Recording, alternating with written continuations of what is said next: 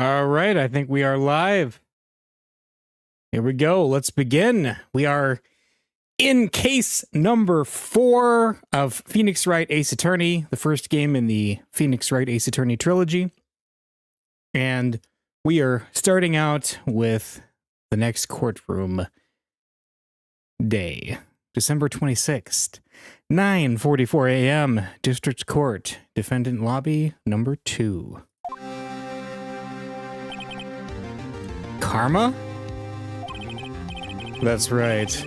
Manfred von Karma. He's the best prosecutor there is. He hasn't lost a case in his 40-year career. He is a god of prosecution, right? A god. Not a single case? He'll do anything to guilty verdict. Anything. Sounds like someone else I know, Edgeworth. You don't understand. I mean, he'll really do anything. Manfred von Karma is a man to be feared. That's quite a claim coming from someone who forges evidence. He taught me what it really means to prosecute. What? Just picture a prosecutor as vicious as me, multiplied by a factor of 10. So, he was your teacher then, Mr. Edgeworth? Something like that. And now he's trying to get you found guilty? What a creep! Oh, wait. Maybe he's planning on losing on purpose to help you out. This universe has a lot of prosecutors who have never lost. That may have something to do with Japan's for real 99-something% conviction rate. That's right. I'm gonna school your teacher and then work on a school you on how cool we are. We're gonna build the Derek Zoolander school for kids who can't lawyer good. Not a chance. He hasn't lost once in 40 years. 40 years! He's as ruthless as me, times 20. That's pretty ruthless. Like I said, he's a god among prosecutors. I guess that's something like Mia was to me. Speaking of Mia... Maya? Uh-huh. We could really be using Mia's help right now, don't you think? Oh. Huh? I can't. Sorry. I tried, I really tried, but I couldn't reach. You couldn't reach? I think it's because I haven't been training. My powers are weak again. Oh man, what bad timing. I'm really sorry. I'll try my best. I hope so. What are you whispering about? Oh, it's nothing. Well, it's time. Let's head in. December 26th, 10 a.m., District Court, courtroom number 3. Court is now in session for the trial of Mr. Miles Edgeworth. The defense is ready, Your Honor. Mr. von Karma, is the prosecution ready? Fool. You seriously think that I would stand here were I not completely prepared? Right. My apologies. He's even got the judge scared. Very well. Your opening statement, please. Decisive evidence. A decisive witness. What else could possibly be required? Nothing, of course. That should be fine. The prosecution may call its first witness. What's with this guy? Is he royalty or something? How am I supposed to fight against this? I called the detective in charge of this case, Detective Dick Gumshoe. Okay, Gumshoe's first, so let's see how this goes.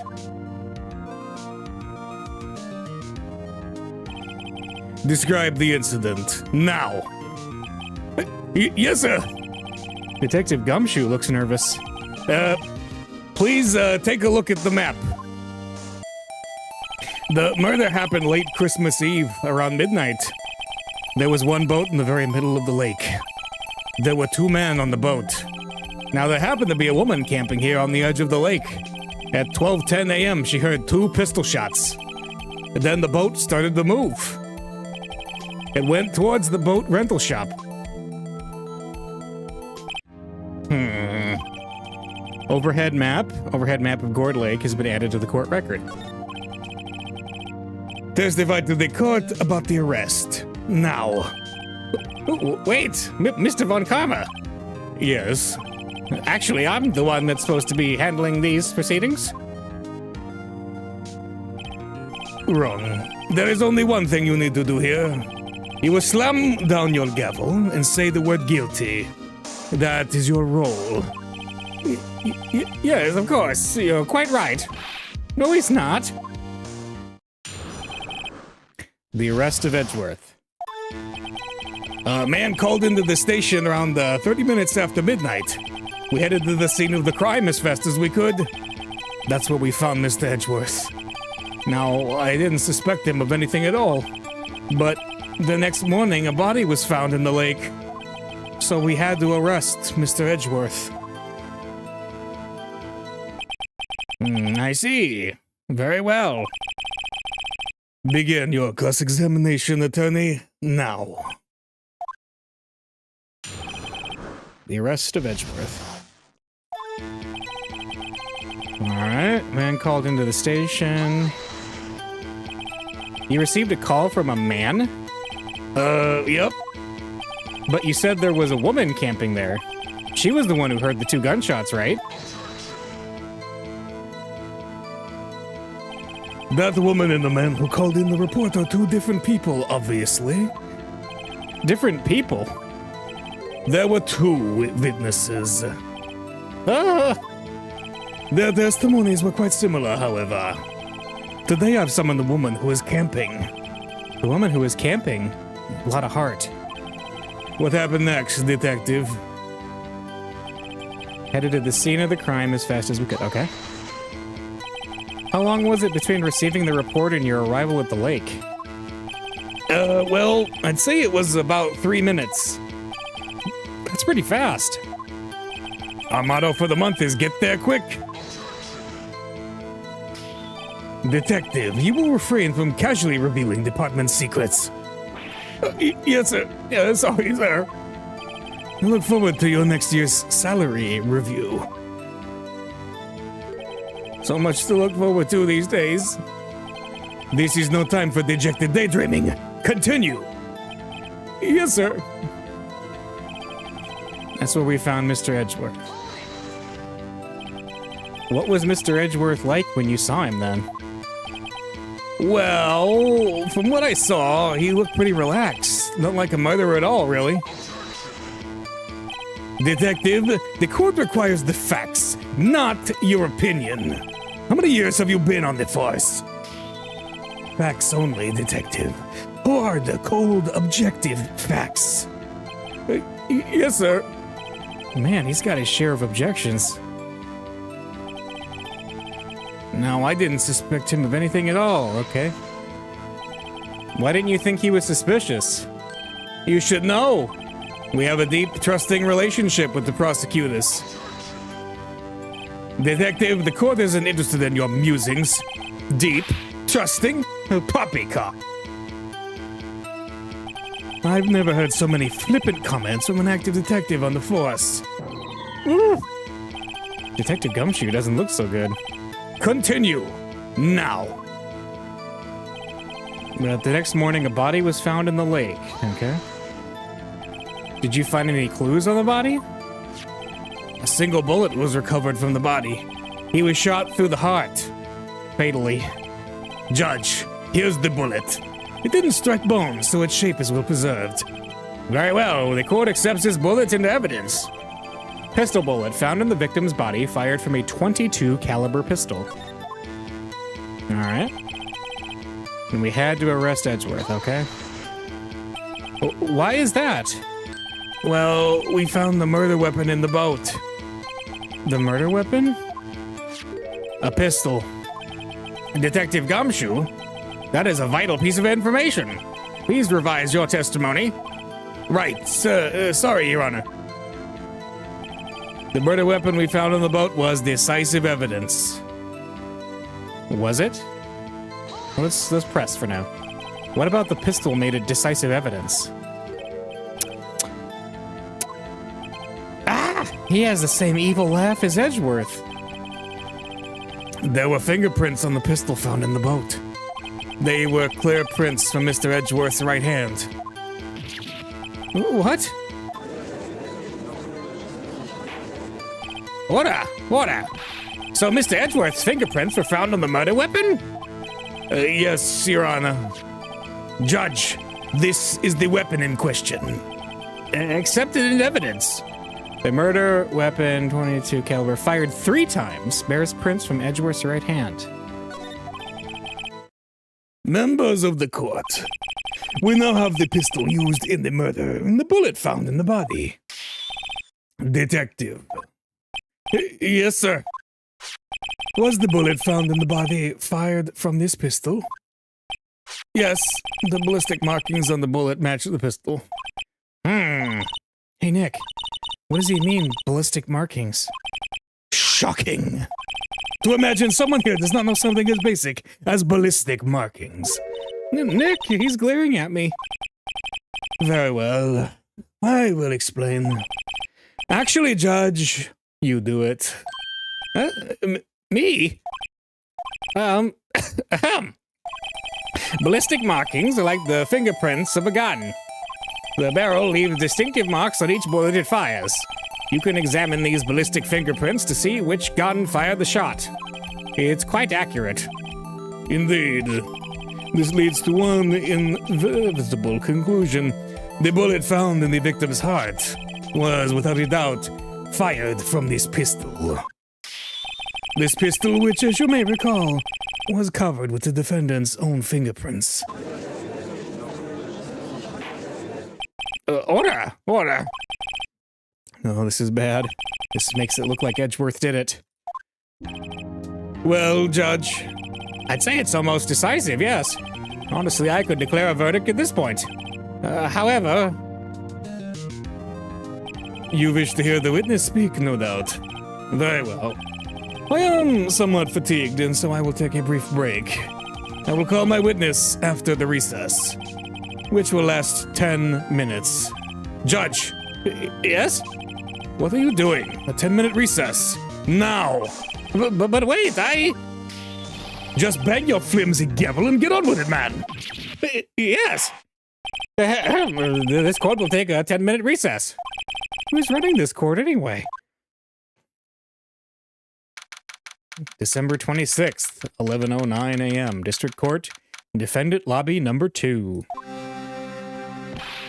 Edgeworth, what is going on here? Your fingerprints were on the murder weapon?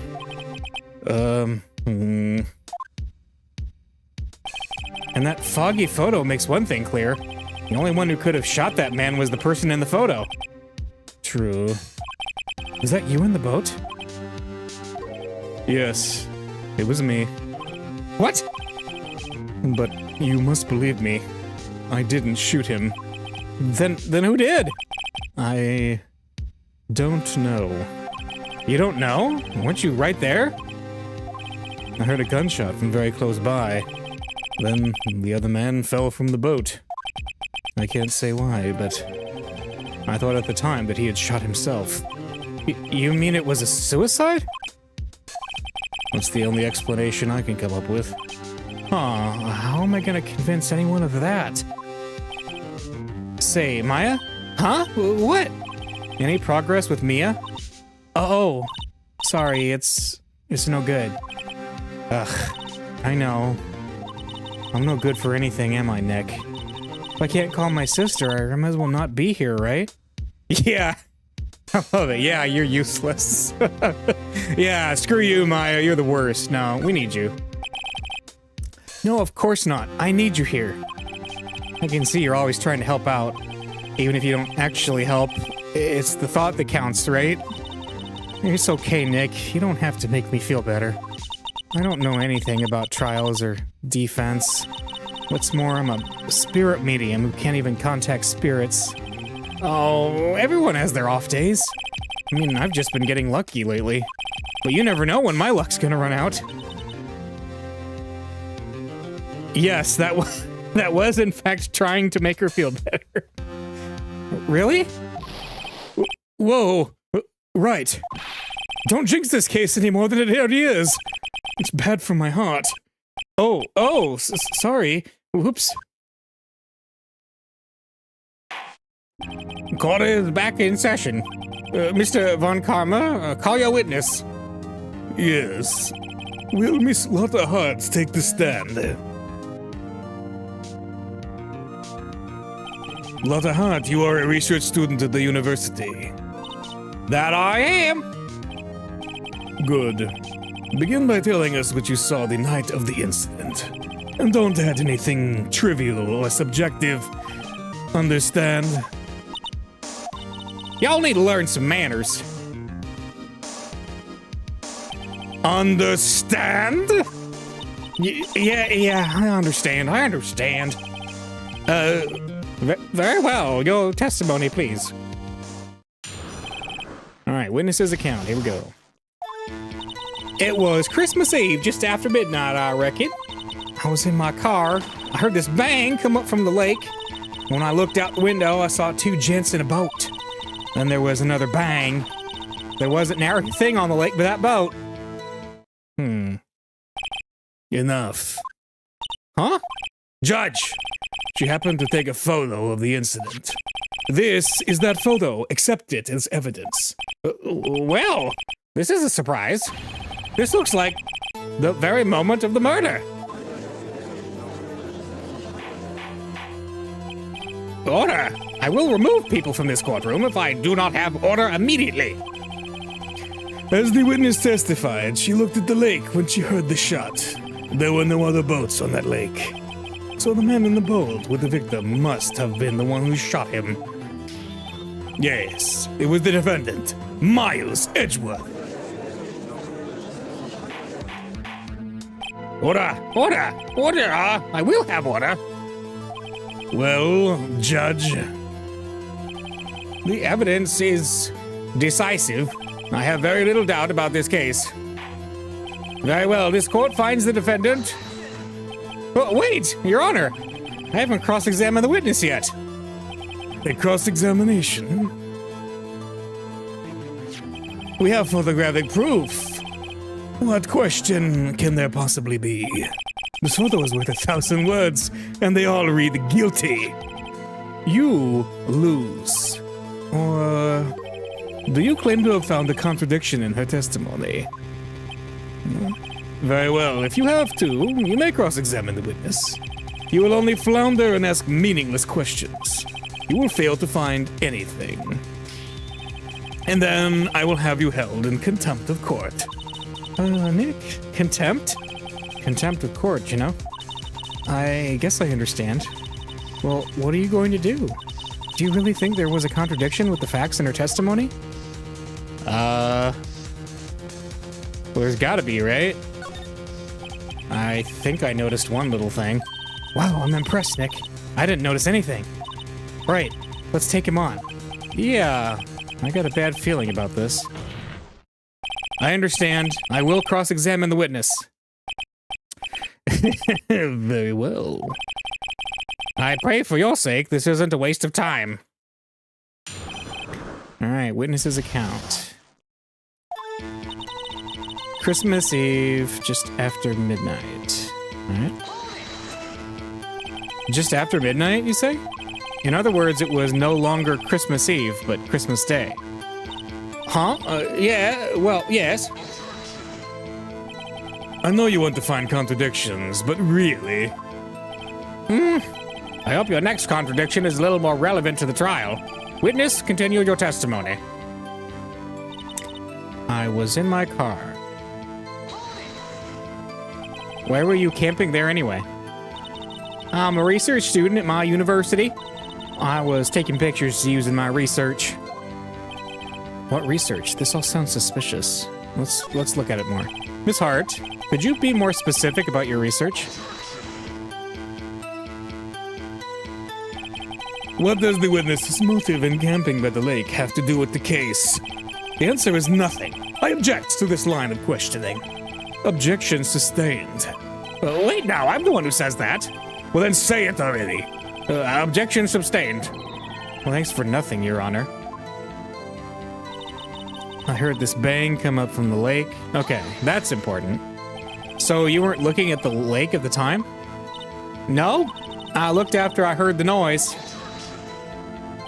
She said that already. I asked you to find contradictions, not leisurely chat with the witness. Ugh. When I looked out, I saw two gents in a boat. Okay. Could you clearly see the two men? Or just look at the picture. Clear enough for you? Uh-oh. Let's press further on that. Wait a second. It wasn't asking you about the photo. I was asking if you saw the two men. Yeah, well, of course.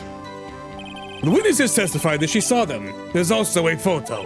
You best look elsewhere for your precious contradictions. He jumped in quick. He's hiding something. Then there was another bang. Were you watching the very moment the shot rang out? Well, yeah, sure. You're asking meaningless questions. Meaningless. Contradictions, Mr. Wright, not meaningless babble. Fun Karma, I think I hate you. He's trying to keep me from talking to the witness. To what end? There wasn't nary a thing on the lake but that boat. Okay.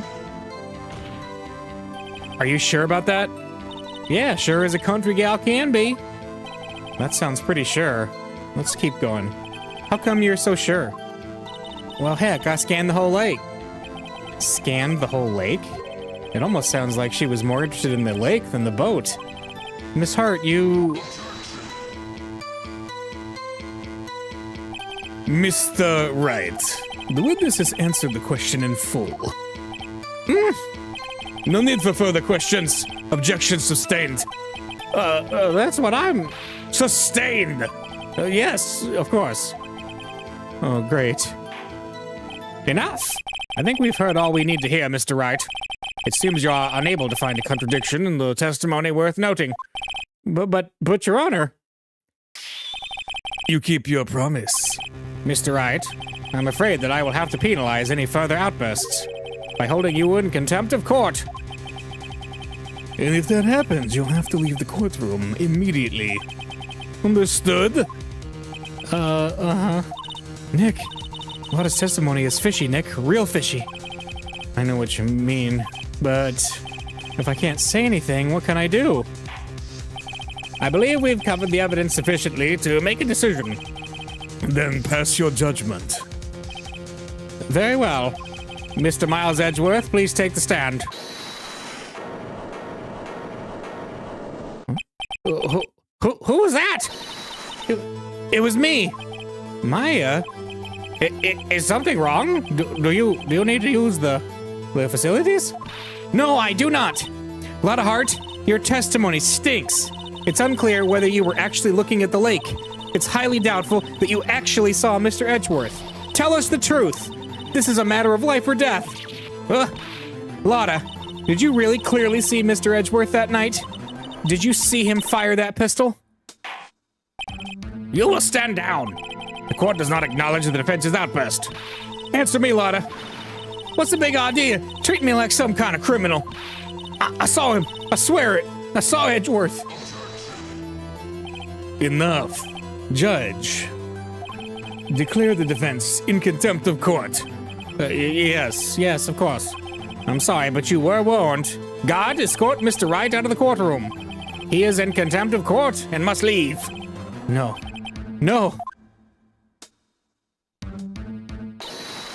Wait. I was the one who made the outburst, Your Honor. Nick is innocent. What's the difference? All that remains is for the guilty verdict to be declared. Isn't that right, Mr. Phoenix Wright? Wrong. What? Did you hear what Miss Hart just said? She said she clearly saw Mr. Edgeworth. That was not in the testimony. That changes her testimony, and I have a right to cross-examine her again. Order! Order! Order! Order! Order! You are in contempt of court. It's too late for wild claims. Judge, sustain my objection. I'm sorry, Mr. Von Karma, but I cannot. What? Miss Lottehart has made a new testimony. The defense does have a right to cross-examine her again. But he is in contempt of court. No, I am. If you're going to arrest someone, arrest me. Very well. Maya Fey, you will leave the courtroom immediately. Nick, I did what I could. You have to do the rest. Good luck. Maya!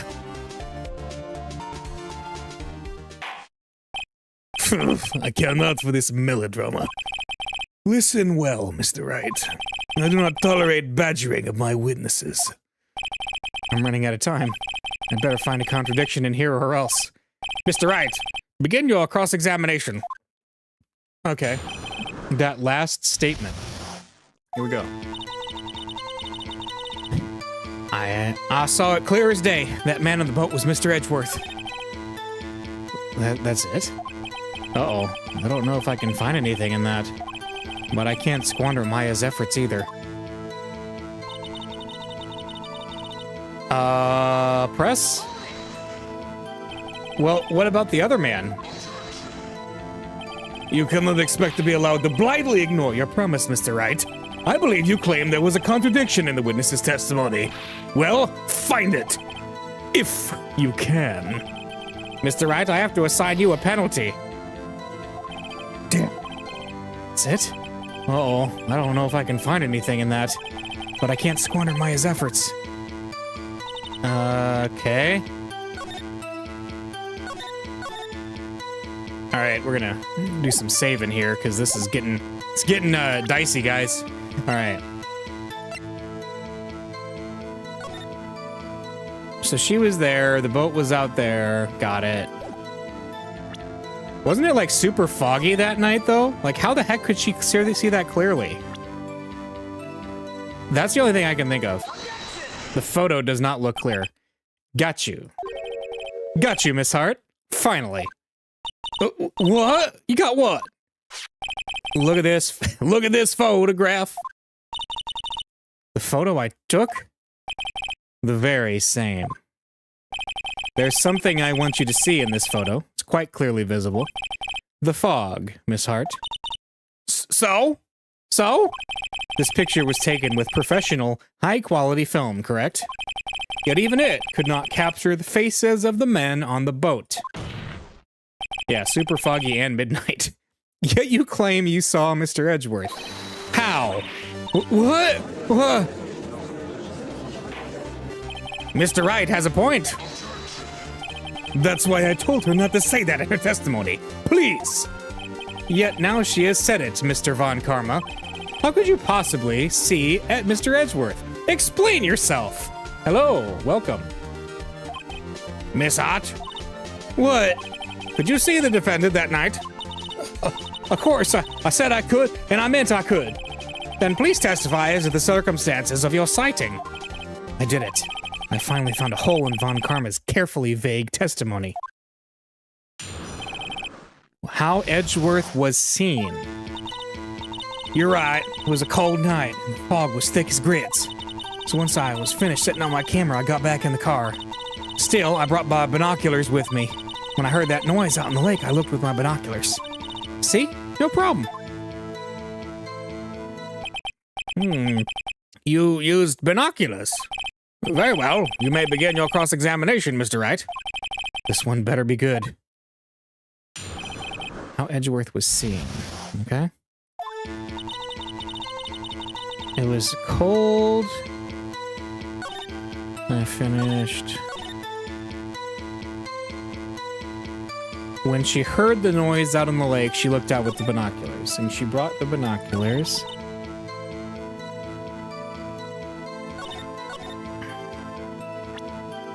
Okay.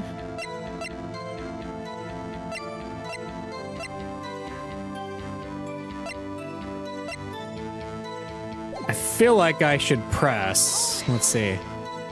If there was a heavy fog, how could binoculars change that at all? What do you mean?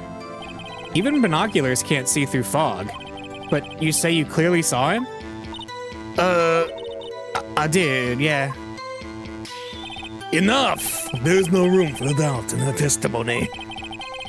She sounded pretty doubtful to me. But I have to find a clear contradiction first. I don't care how many von Karmic objections I get. I'm gonna find a hole in this testimony if it's the last thing I do. Alright, binoculars. Binoculars. Yeah, binoculars. Yesterday you mentioned that you were out looking for shooting stars, correct? Well, yeah. Wouldn't you need a telescope, not binoculars for that? I've got doubts about your camera, too. Was that really to take pictures of meteor showers? The camera is irrelevant to this case. You can't say that for certain. Mr. Wright, is the camera really relevant to this case? If you believe it is, you may continue with this line of questioning. But know this. If you find nothing with this, there will be consequences. Well, Mr. Wright, do you wish to press further about the camera? Yes. This is make it or break it time. The camera is of utmost importance, Your Honor. It is perhaps the key to this entire case. Therefore, I will continue my line of questioning. Wow, maybe I went a little overboard there. Very well. Miss Hart, you will testify to the court about the camera. Yeah, I hear you. The camera was set up to take pictures of a meteor shower. Why the heck would it be set up to take pictures on loud noises? You were photographing shooting stars? That's a lie. Says who? I saw the camera you set up yesterday. It was pointed directly at the lake. You have to point a camera upwards to take photos of the stars, Miss Hart. Oof. Yes, facing the lake itself. Mr. Wright, what are you driving at? The witness was not at the lake to photograph shooting stars, Your Honor. Well then, what exactly was she photographing? Your Honor, take a look at this. What was Miss Hart trying to photograph in the lake? The gourd monster. Miss Hart, this is what you were trying to photograph. What's this? A newspaper article? Gordy? Ah, the sighting at Gourd Lake. Well, Miss Hart? I never heard no lake monster. You got proof or something? Let's see you prove that I was down at the lake trying to photograph this Gordy.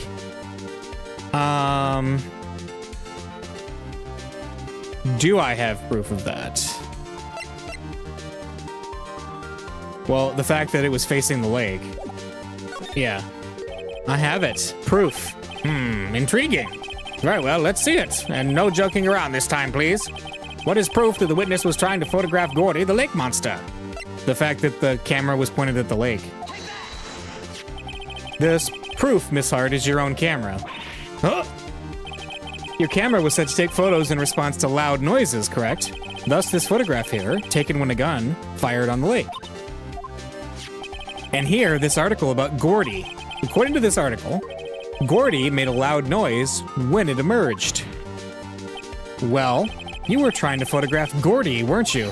That's why you had set up your camera to respond to loud noises.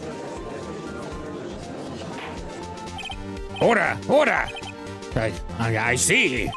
I too thought it was a little strange. Yeah, sure. Well, Miss Hart? You were camping there to try and take a photo of Gordy, weren't you? Yeah. Not bad. Are all you lawyers that smart? So, smart boy, I was down there trying to photograph Gordy. You got me. So what? Huh? That don't change what I saw, does it? Exactly. What you just used several precious minutes of our time to prove is nothing more that the witness is an idiot who thinks monsters exist. Hey! But as she so succinctly said, so what? It changes nothing. Not true. You were hiding the whole thing about Gordy for some reason, I know it. What could it have been? Whatever it is, I'm getting to the bottom of this. Miss Hart, why did you hide the fact that you were searching for Gordy from the court? Please revise your testimony. Right, fine, I'll testify. I won't change nothing, though. It won't change nothing, though. Something will change. It has to. And I'm going to spot it. Alright, Lotta's new testimony. Actually, I'm not a research student at a university. I'm an investigative photographer. Imagine what a scoop it'd be if I got a picture of that monster. That's why I was camping out by the lake. But that's all I was hiding. When I heard the bang, I looked straight out on the lake. There wasn't much else to look at, so I just watched the boat the whole time. Then I saw a flash near one of the man's hands, and I heard another gunshot. I was looking right at that boat the whole time, crossed my heart, and hoped to fry. Well, Mr. Wright, you may cross-examine the witness. The witness's testimony is unchanged from before. Whether she is a research student or a photographer has no bearing on this case. There is no need to waste more of our time with another pointless cross-examination. I claim the defense's right to cross-examine the witness, Your Honor. Von Karma's up to something. I know it. He doesn't want me to cross-examine her because why? Was there a contradiction? Very well. You may begin the cross-examination. You seem sure of yourself. You must have something in mind. That would be a first. Very funny. You understand that this is your last chance at a cross-examination, Mr. Wright. If there is no problem with the testimony this time, we will let the witness leave. I will announce my verdict at that time, Mr. Wright. Understood? Yes, Your Honor. Oh boy. All right, Lotta's new testimony. Okay, we're gonna save again just for extra. All right, so she's not a research student. Can we? Then what manner of person are you? I'm not sure I'm highfalutin enough to be called a manner of anything. All right, investigative photographer. Okay. An investigative photographer. Yep. You get your photo and sell it to the press. It's that kind of business. Hey, I was taking pictures at my sister's graduation last year. And guess what? What? There was a UFO just hanging in the sky. A UFO? You know, an unidentified flying object, a UFO. That's when I had sort of a revelation. I knew I should become an investigative photographer. I see. Kind of a shaky basis for a career. Imagine what scoop it'd be if I got a picture of that monster, okay? Is Gordy really all that newsworthy? Heck yeah! They even had him up on the TV! I'm not sure that appearing on the local news' Rumor of the Month segment qualifies. Last month's segment was Bigfoot sighted on Acorn Hill, I believe. Hey, they also had a picture of him in the newspaper. For real! Mr. Wright, this is one fight I do not believe you can win. Let's keep moving, shall we? Yes, Your Honor. That's why I was camping out by the lake, okay? That's why you put the automatic sensor on your camera? Yep, borrowed it from a university professor. It analyzes every sound it picks up, and when it gets a bang, it snaps a shot. Yep. So how many pictures has it taken so far? The only time the camera triggered was at night. But that's all I was hiding, okay?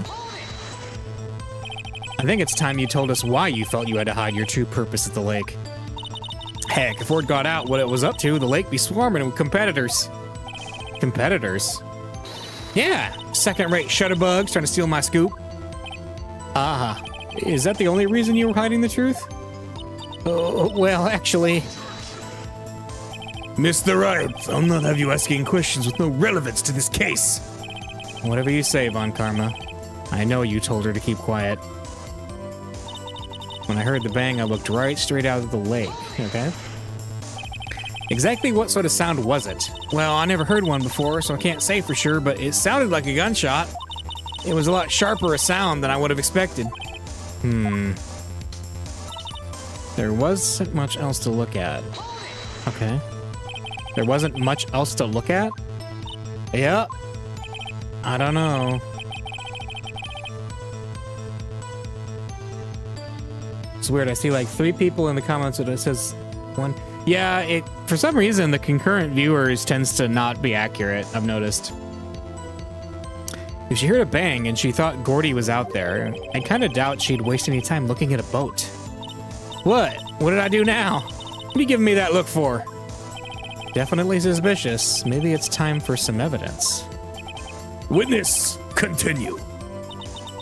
Hold your hush, puppies, Pops. I'm getting there. Then she saw a flash near one of the men's hands and she heard another gunshot. Okay. Your mafia friends. Oh, you mean like from the last case when you had mafia friends?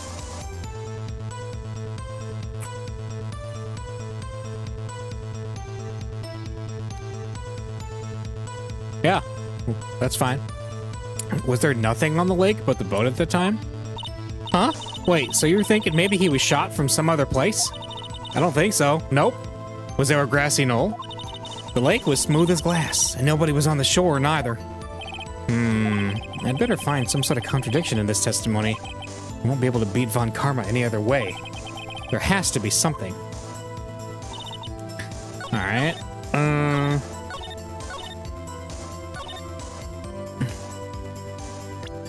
Hang on a minute. So there's Gordy. Is there anything? Article about a monster sighted at Gourd Lake. Giant life form. So she said there wasn't much else to look at. Alright, so the shot. The murder weapon was fired 3 times. So that's one thing I'm seeing is a bit of a contradiction potentially. So let's see. Cause of death sometime on the 24th or the 25th. Cause 1 bullet shot to the heart.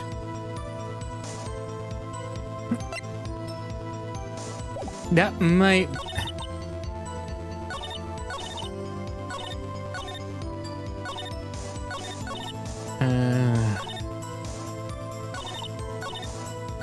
There wasn't much.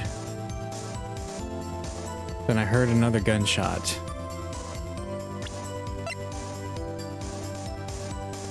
Okay. Yeah, there was already a newspaper article about it. Yeah, that might be. When I heard the bang.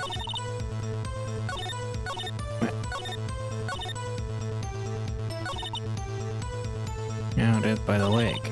Well, the thing is, there already is a picture of it, right? Nah, this isn't it. Your Honor, statement, yeah. That, we're just gonna, okay, that's not it. Oops, that didn't go so well.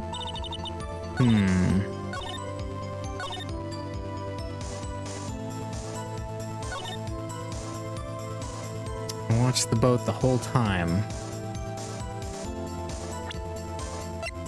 Okay.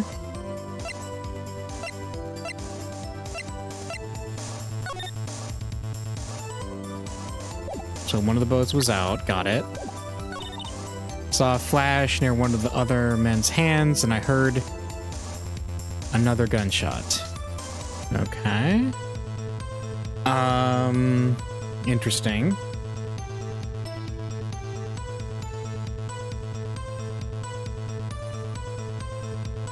Let's see.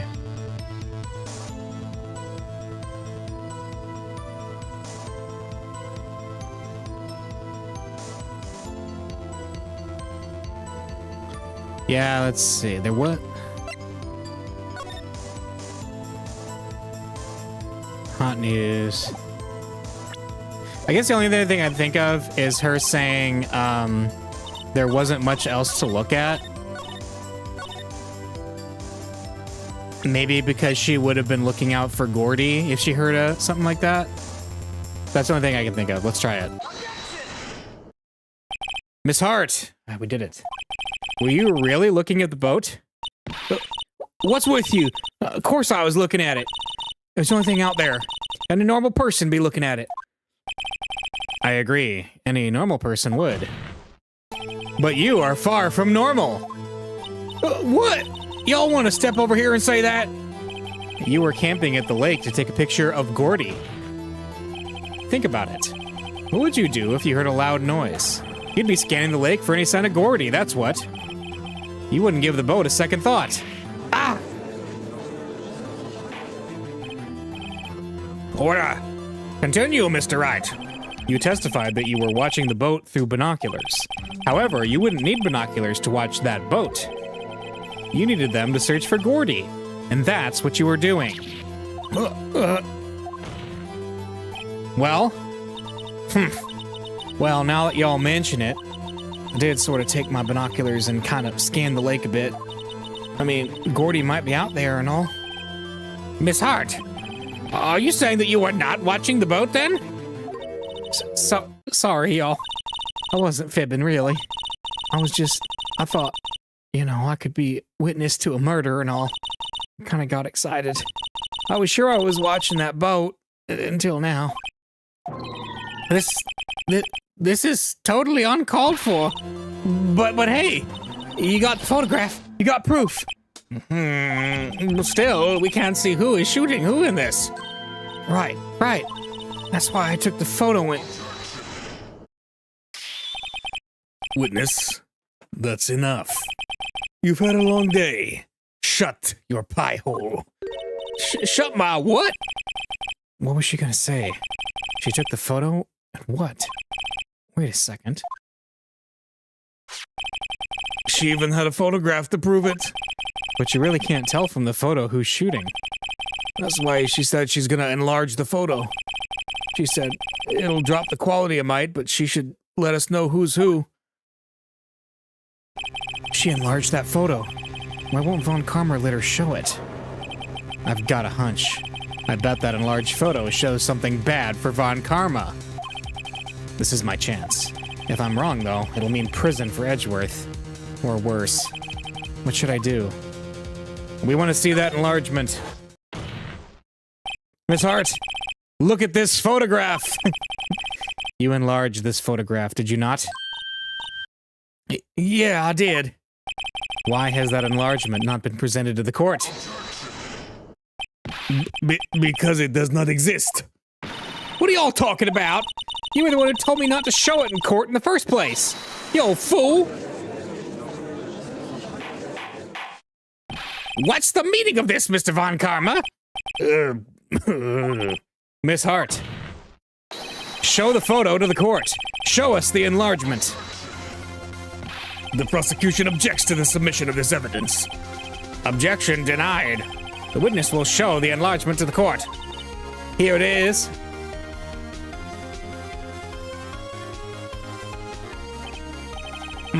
We still cannot see who is firing in this. It could be the defendant, or maybe it's not. Regardless, I'll accept this as evidence. Taken automatically on 12/25. All right. Happy now, Mr. Wright. There has to be something. You asked for the enlargement. You got the enlargement. Little good it has done any of us. That's why I requested she not show it. I suppose this means that the cross-examination is over, obviously. Then I would like to close the cross-examination of Miss Lotta Hart. And none too soon. That was a flagrant waste of my time. Mr. Von Karma, do you have anything to add? I stated everything I needed to do when this trial began. Decisive evidence. A decisive witness. What else could possibly be required? Well, nothing, of course. Then I believe it is time for me to declare my verdict. Wait, it's not supposed to go like this. There has to be a clue in this photo somewhere. This is bad. Real bad. What should I do? Show other evidence? Hang on. The murder weapon, 22 caliber, fired 3 times, bears prints from Edgeworth's right hand. We gotta see the enlargement, right?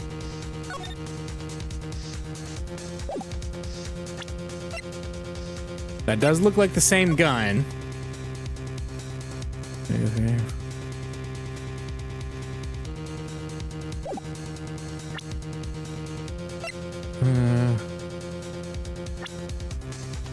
And that was Robert Hammond.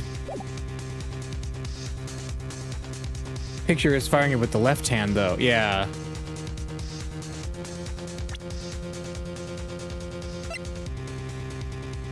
Oh, you're right. That's a good point. Yeah, he's firing with the left hand. It has Edgeworth's right hand. Yep. Show other evidence. Wait! Your Honor, this is evidence. I believe we've spent enough time talking about evidence. Indeed. We've heard opinions on every piece of evidence but this enlargement. I see no point in retracing our steps. This is bad. Real bad. What should I do? Object to the enlargement. Yeah. Your Honor, there is something decidedly strange with this enlargement. What? What might that be?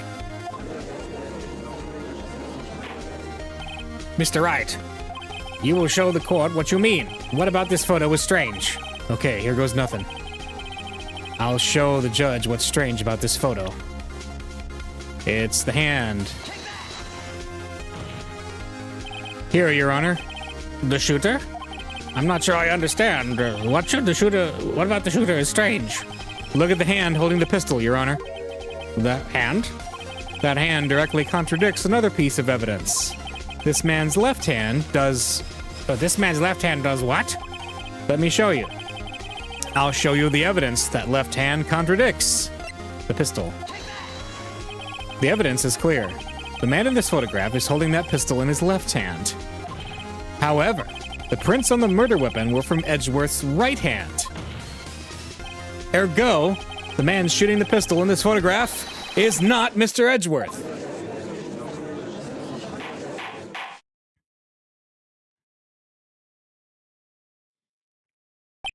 Now that everyone in the courtroom has quieted down, I would like to reconvene this court of law. Mr. Wright. Yes, Your Honor. You have given us definitive proof today. We now know that it was not Mr. Edgeworth who fired that pistol that night. However, this leaves us with a rather large problem. If Mr. Edgeworth didn't do it, who shot our victim? Precisely. As we have seen, there were no other people on the lake that night. Who but the defendant could have shot the victim? The victim himself? Larry? There's only one explanation remaining. The man who shot the victim was none other than the victim himself. Order! Order! So, you're saying that the victim committed suicide? Yes, Your Honor. I can think of no other explanation. Indeed, that does seem to be the only remaining option. I'm so very, very sorry, Mr. Wright, but suicide is out of the question. What? An examination of the victim's wound reveals the distance at which he was shot. The distance? The victim was clearly shot from further than a meter away. A meter? That's 3 feet. There is no way it could have been suicide. Order, order. Mr. Von Karma, are you sure of the accuracy of your data? Of course. I had already considered the possibility of suicide, you see. All right. Shot from approximately 1 meter away. Okay. I see. Very well. Allow me to state my opinion. Considering the situation, the shooter had to be the defendant, Mr. Edgeworth. However, the prints on the gun reveal that the shooter was not Mr. Edgeworth. This is a conundrum. Therefore, I would like to suspend proceedings for this trial for the day. The court orders the defense and the prosecution to further investigate this matter. Understood? Yes, Your Honor. That is all. This court is adjourned. Schrodinger's Edgeworth, I know. Was it him or wasn't it? December 26th, 1:15 p.m. District Court, Defendant Lobby number 2. Whew, that was a close one. Hey, don't you have anything to say? No, I have yet to be declared innocent, right? Well, yeah, but what happened out there on that lake anyway? If he didn't commit suicide, then who... The shooter was about a meter away, too. What? What? Don't give me that look. I did not kill him. I was just kidding around. Look, I'm gonna go check on Maya. Oh. Right. What? Tell her something for me. What? Tell her to watch what she says in court. That's all. Would it kill you to just state how you really feel with a thanks, Edgeworth? I requisitioned a transcript of Lotta's entire testimony. I thought it might give me some ammunition for the trial tomorrow. Of course, she didn't see the shooter, so the only part of her testimony that stood out was the bang she heard. Alright, I heard 2 sounds like gunshots just after midnight and 12:25. Got it. To be continued.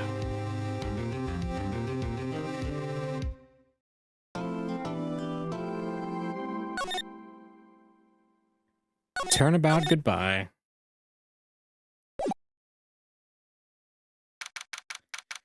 December 26th, Detention Center Visitors Room. Maya! Hey, Nick, it's you! I'm glad Mr. Edgeworth made it through the day okay. It's a relief. Hey, why'd you do that anyway? I don't know. I just knew I had to do something. I know I'm not the lawyer my sister was. I'm sorry. Well, you did save the trial. Just behave from now on, okay? Oh, okay. Alright. Have you been questioned yet? No, not yet. Detective Gumshoe was just here just now.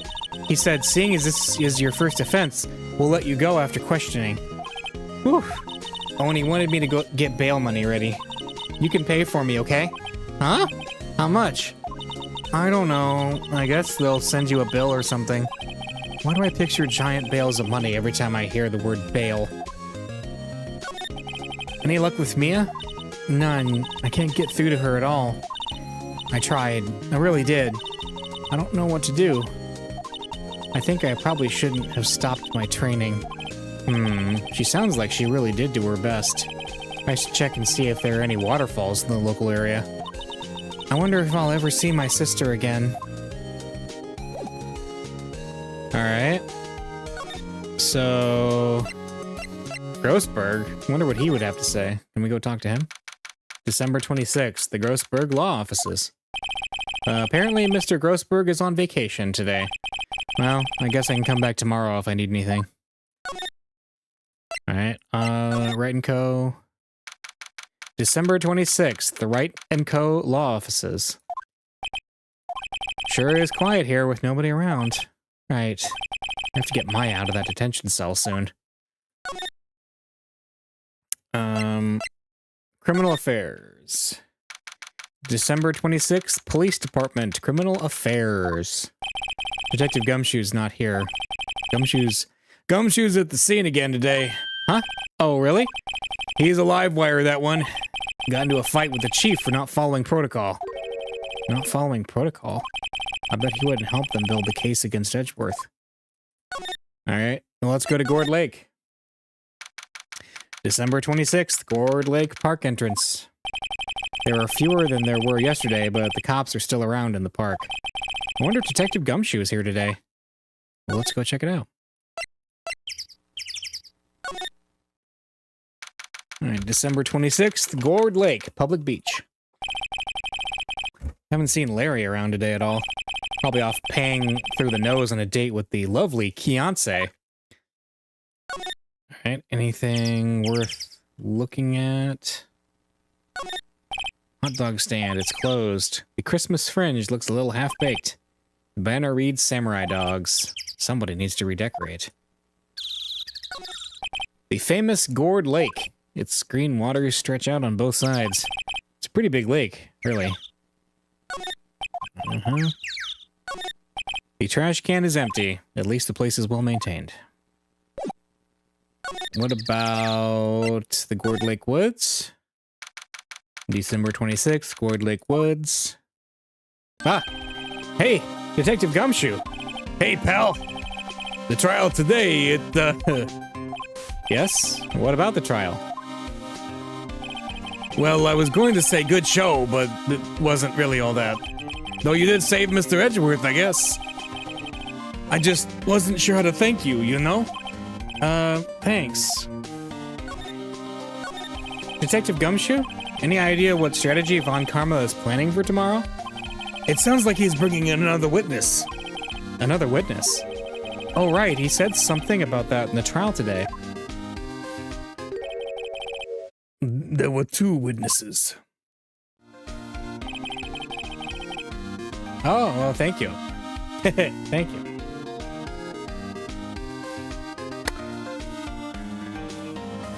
I was wondering who that other witness was. Who was it? Sorry, pal. As much as I'd like to, I'm not at liberty to divulge that information. Right. Oh, right. I wanted to ask you something about Edgeworth. What's up? Is he afraid of earthquakes? I never heard anything about that before. Mr. Edgeworth doesn't talk about himself too much, you see. But there's one thing that's clear as day. Him hating crime the way he does. And him becoming a prosecutor. And him being scared of earthquakes. It all started with that incident.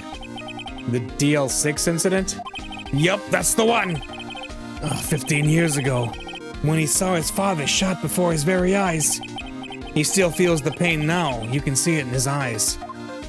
Right. I wanted to talk to you about Maya Fey. Huh? She's not out on bail yet? That's strange. I told them to let her go as soon as they had their report written up. Man, I don't know what would have happened in that courtroom today if it weren't for her. Seeing her getting dragged out by the bailiff. I'll be honest with you, pal. I shed a tear or two. Mr. Edgeworth, he was so moved I saw his lip trembling. Really? Cold as ice Edgeworth? He was really grateful for what she did, you know? I'm gonna head back to the station. I'll get the report on Maya and get her out of there as soon as I can. Thank you. Oh, wait. I was wondering, how much is bail gonna be? Don't worry about that. Mr. Edgeworth is posting the whole amount. What? Edgeworth? Didn't I tell you? He's grateful to her for what she did. All right, pal. Well, don't forget to go pick her up, okay? Maybe I can get Edgeworth to pay this month's rent, too. Alright, so there's probably nothing new here. Yeah. So...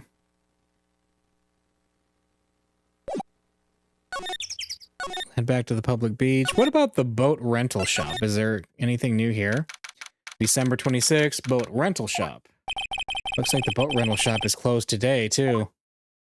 Alright, so I guess the most important thing is to go pick up Maya.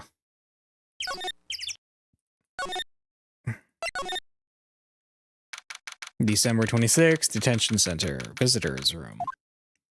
Hey Nick, you finally came! They just finished the paperwork, I'm free to go. Free at last, eh? Those interrogators were really mean. They were like, okay, what did you do this time? Like I was some kind of criminal. Can you believe it? Well, they let you out in the end, didn't they? Oh, that reminds me. Thanks for bail. Thank Edgeworth. Huh? He posted bail for you. Said he was grateful for what you did. Mr. Edgeworth did that? I have to make it up to him. We've got to win this case, Nick. Alright. What to do? What do you think we should do next? We're kind of lacking in the clues department. We could go to the park and look for Gordy. I was kidding. Still, if there are any clues out there, the park's as good a bet as any. What do you say? Shall we head down there? Sure. Alright, well, let's do that. December 26th, Gourd Lake Park entrance. There aren't many cops around today, are there? They're probably back at the precinct, working up the case against Edgeworth. Hey, y'all! Hey, it's Lotta! Y'all really did it today. What did we do now? No, I'm not complaining. See, I did a little thinking. A little self-reflection, you might say. I realized that being a witness is a mighty big responsibility. But I just went up there and started blabbing any old thing that came to mind. Lotta? So, you see, I want to make it up to y'all. Make it up? What did you think of the trial? Well, to be honest, I was doing it just to say I'd been a witness. Even though I didn't really say anything. I kind of convinced myself I had, though. I'm sorry. I know I caused y'all a lot of trouble. Well, memory is a tricky, vague little thing. Yeah, I sure know that now. I'll be fine the next time I witness a murder. Right. You mean the first time you witness a murder? Let's talk about Gordy. What about Gordy? Right. Well, the way I figure, Trial's only stoking the flames of Gordy fever. I'll get my exclusive photos and rocket to stardom. All right, Lotta, you go, girl. I wish I could be an investigative photographer, too. Finish your spirit medium training first. Lotta, what do you mean by making it up to us? Well, you see... Actually, I got a bit of information for you. What? That Von Karma didn't want me to say nothing about it. What information? Now we're getting to the heart of it. See, I reckon we might be able to do ourselves a little exchange. Exchange? I thought this was to make it up to us. Right. I propose a little exchange to make it up to you. What? Information don't come cheap, my friend. Hey, I see you thinking, my, how unsophisticated these Southern folk are. It's written all over your face. But let me tell you, most Southerners are way more sophisticated than you. I'm just the exception, okay? Well, what'll it be? We gonna deal or not? What do we do, Nick? We deal. We don't have any other leads, so I don't think we have a choice here. Okay, how much? Huh? You completely off your rocker? I may not be sophisticated, but I'm not trying to rob the poor. Huh? The only fair exchange for information is information. Listen good. What I need from you is information about Gordy. Whoa, Gordy? But Gordy doesn't... I mean, Gordy might not exist. Then bring me proof that shows he don't. I'll be keeping watch from the car, okay? You see something, y'all come to me first, got it? Okay. Right, see y'all later. Okay, Nick, let's get hunting. Hunting? You don't seriously mean... Gordy? I sure do. What about Edgeworth? We're searching for Gordy for him, Nick. Don't you get it? Okay, and how exactly do we search for a make-believe monster? Maybe we can find a monster myth specialist? Let's go to the public beach. What the heck is that? December 26th, Gourd Lake Public Beach. What is all this? What's that? The Steel Samurai, Nick. Yo, Maya! Larry, what the heck is that? Oh, it was my girl Kiance's idea. She was all, if you like, put this here, it would be, like, really cool. Dude, she gave it to me along with the banner. Wow. That's real impressive she could find those for you. Well, she knows a lot of people. And that show's finished now, so she got them for free. Right. Yo, Nick! What happened with Edgy? Well, we made it through the first day in court, all right. I don't know how good our prospects are from here, though. Huh. Hey, Larry, did you know Mr. Edgeworth's secret weakness? He's terrified of earthquakes. He acts like a little boy. Huh? That's weird. I don't think he was ever like that in school. No? Really? Well, we were only in the same class for a little bit. He transferred schools pretty quickly. Transferred? Right, when the DL6 incident happened. Doesn't look like Larry knows much about it, though. Hey, Larry, when did you get that big thing? Huh? Oh, the big guy? I've had that for about a month. Yeah, it's a big hit with the kids. Why wasn't it there yesterday? Huh? Oh, right. The compressor was busted. Compressor? Yeah, it's that little unit by my hot dog stand. That's what I used to put air in the Steel Samurai. It broke a little while ago, so I sent it in for repairs. Oh, and here I thought you'd inflated it by yourself. Oh, okay. Let's see, is there anything, what about the deposition? Sorry, Nick, don't know much. He is a mere seller of hot dogs.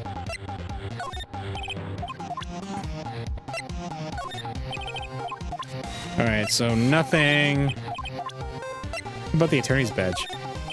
Nope.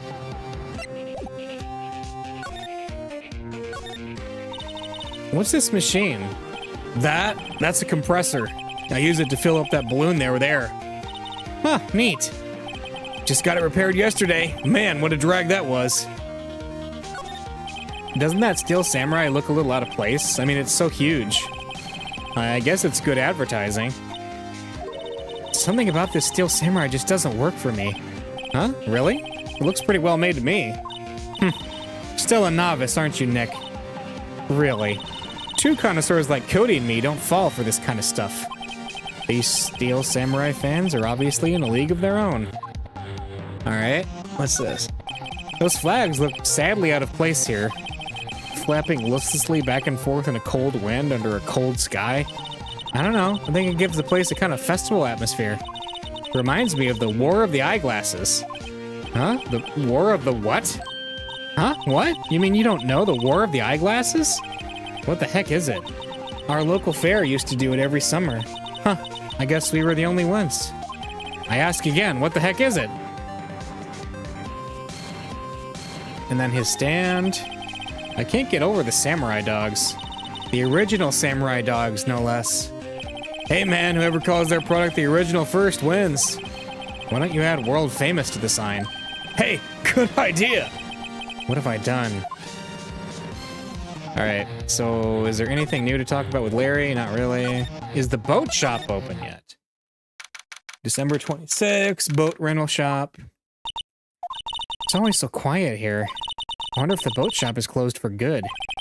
Well, with the murder on the lake and all, they're probably just taking a vacation till it blows over. I get it. Small boat rental shop. Doesn't look like anyone's around. They're closed. Okay. There's the boats. We know that. Go back to the beach. December 26th, Gourd Lake Woods. Hey, y'all. Well, y'all find anything about Gordy? No, nothing. No, keep moving. It gets cold out here at nighttime. It is a little chilly. I think I have to sneeze. Whoa, no, you don't. No sneezing.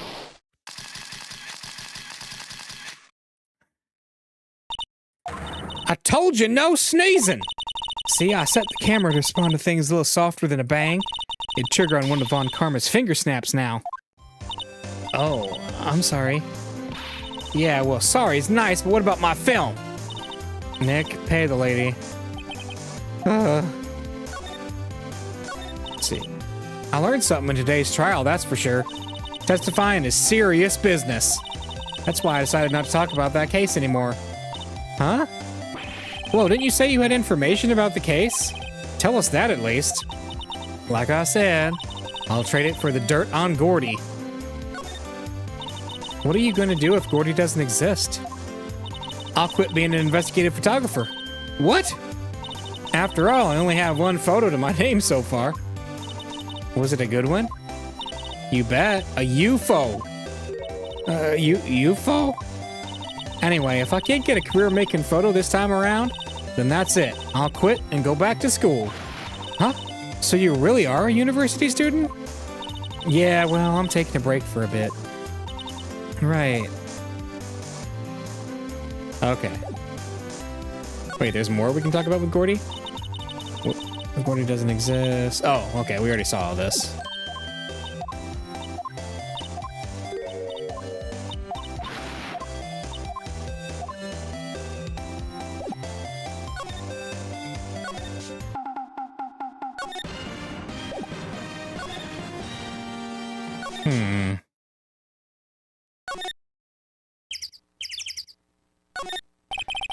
See. I feel winter's chill today. There's a lot of trees here. Guess that's why they call this a nature park. It's quite pretty when the cherry trees along the lakeside blossom in spring. Today, it's just cold. Alright. The sign says Gourd Lake Nature Park. This place is full of families picnicking on the weekend. It's a little cold for picnicking these days, though. Okay. Ah, fresh air. I gotta say, freedom feels great. Behave yourself in the courtroom tomorrow, okay? Hehehe. Misbehaving's much more fun. It's not going to be so much fun when Edgeworth refuses to pay your bail again. Right, I'll behave. Oh dear. Let's see, what to do? Well, what should we do? I don't know. I've been in detention this whole time. I think I'll let you decide what we should do. Deal? Well, any thoughts you might want to share? Well, I was in detention all day. I think I'd like more time to think. Poor Maya. She probably thought about Mia the whole time she was in there. Alright. I'm assuming Grossberg's still not around. Yep. Nothing. December 26th, Detention Center, Visitors Room. Looks like Edgeworth isn't questioning. Let's come back later. Guess so. Can we go to the Criminal Affairs? Yeah. December 26th, Police Department, Criminal Affairs. Hey there, pal. What's up? You look out of sorts. Wait, you didn't go and do something that's gonna hurt Mr. Edgeworth's case again. What do you mean again? Whatever. Have a seat, pal. I'm here for you if you need anything. Besides money, that is. The investigation. How is the investigation proceeding? It's not, really. We have another meeting coming up. We're supposed to talk about Mr. Edgeworth's motive. His motive? See, Mr. Edgeworth's father died in the DL6 incident. And the guy who got the lone suspect declared innocent was the victim in this case. Robert Hammond. They're saying that's why Mr. Edgeworth shot him. And Edgeworth never talks about his past. I bet they'll drag that out and hit him with it in court tomorrow, too. Poor Mr. Edgeworth. I gotta admit, it doesn't look good, pal. Let's talk about Gordy. Say, Detective Gumshoe, do you know Gordy? The monster down in Gourd Lake? Not personally, no.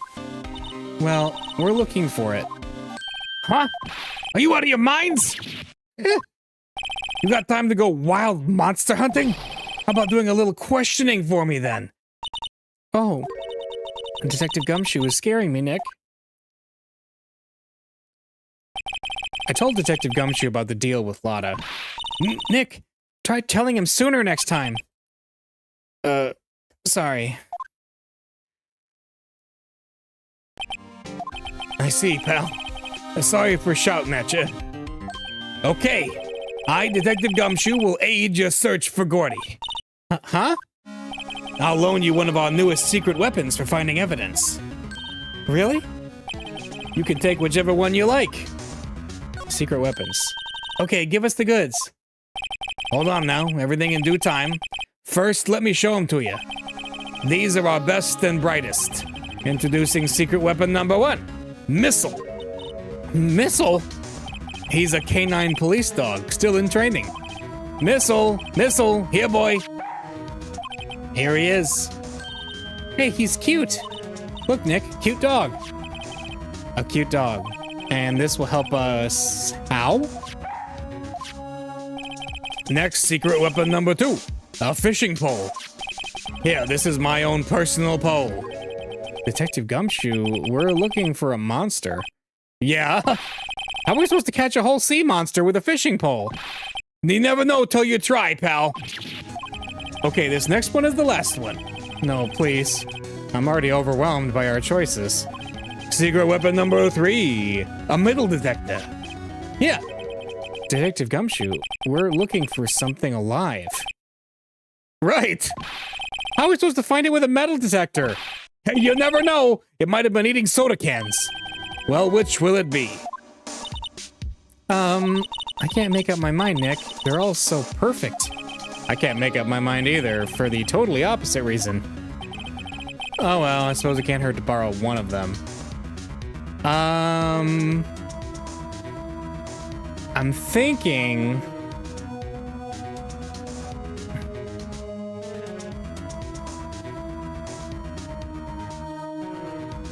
Do we have to, like, get all of them, probably? Let's start with the dog. Can we borrow a missile? A sure thing, pal. Be good to him. He's so cute! Oh boy. The canine unit missile borrowed from Detective Gumshoe. Let's see.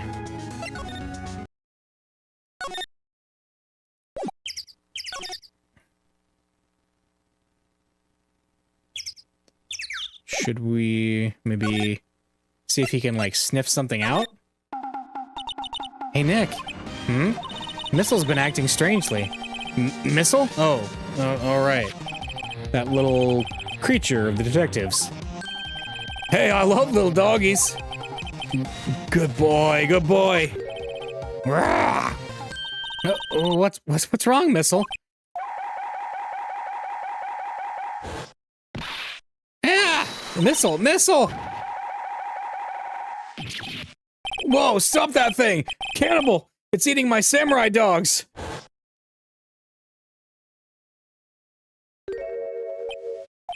My samurai dogs!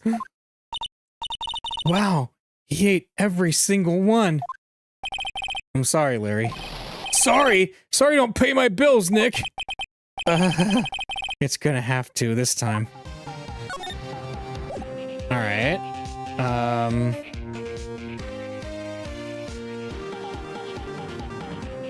Is there anything else Missile will do for us? Maybe... No?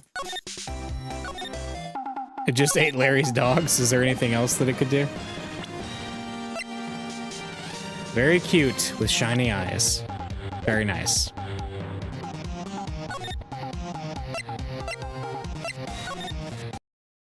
Alright. Gumshoe, let's get a different one. Detention. Criminal affairs. Detective Gumshoe, can we borrow one of the other things? Yeah, sure, pal. But I have to take back the last one I lent you, department policy. We'll take your pick. Which one will it be? Let's do the fishing pole next. Can we borrow that, flimsy-looking fishing pole? Sure thing, pal. Oh, if it breaks, be sure to dispose of it properly, okay?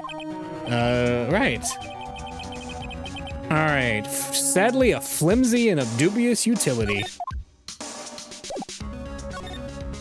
Let's go to Gourd Lake entrance.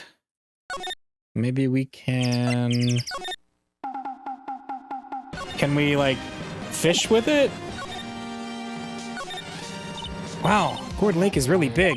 Yeah. Say, Nick, why is it called Gourd Lake?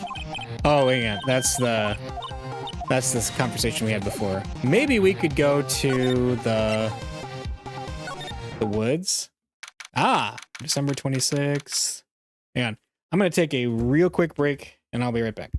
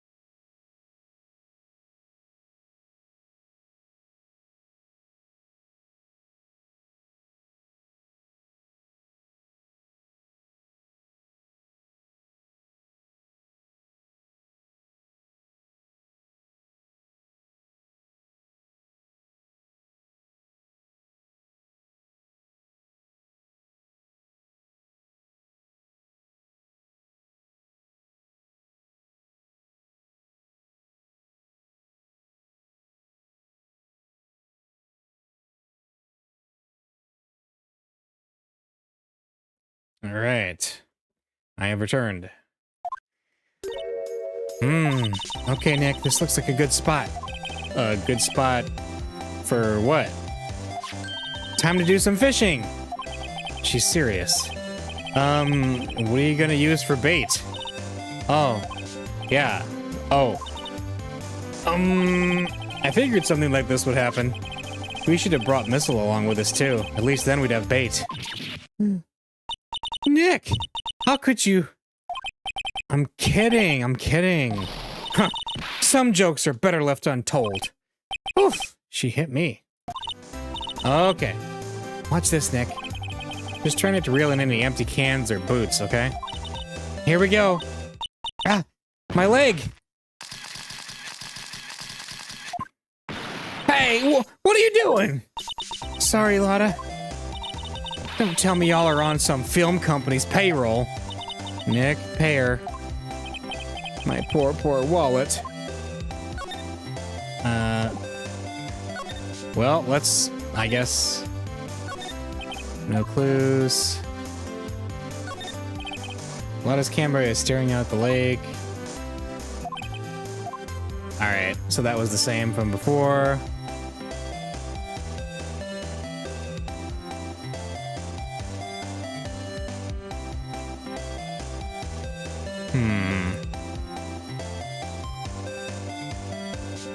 Is there anything we can fish? I guess not. Maybe at the other... Let's go to the boat rental shop and see if there's anything there that's new. No. Nope. Okay. The boats. There are some boats floating at the dock. The murder took place in a boat from this dock. Apparently the police took away the actual boat that was used that night. Indeed, there's space for one more boat at the dock. Okay.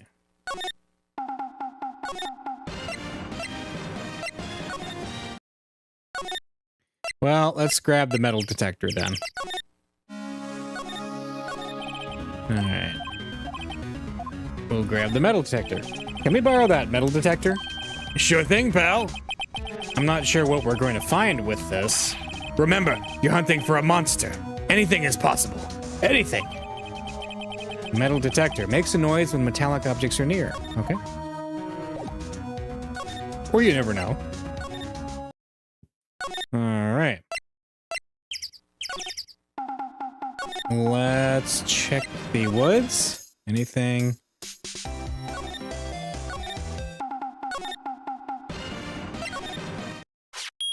Ah! Nick! It's beeping! The metal detector's found something! Sure is loud enough about it. Whatever it is, it must be in those bushes. Go check it out, Maya. Why do I have to check it out? Nick! Look! Huh? An air tank? Huh. The valve looks broken. I thought it was Gordy. Maya, first of all, why would Gordy be in the bushes? And second of all, why would a metal detector react to a sea monster? Oh. Huh? There's something wrapped around this air tank. It looks like a string of flags? Well, we might as well take it with us now that we found it.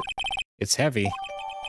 Air tank, an empty air tank. The valve is open and a banner of flags is wrapped around it. Okay. Let's head back. Larry, do you know anything about this since it's wrapped in your flags? What? An air tank? What about it? Larry, I wanted to ask you about this tank. Is it yours? Say, is this air tank yours? Oh, why would I have a thing like that? Look, see how there's a string of flags around the tank valve? It's just like the string of flags around your Steel Samurai there. Must be a coincidence. There are strings of flags everywhere these days. Like elementary schools.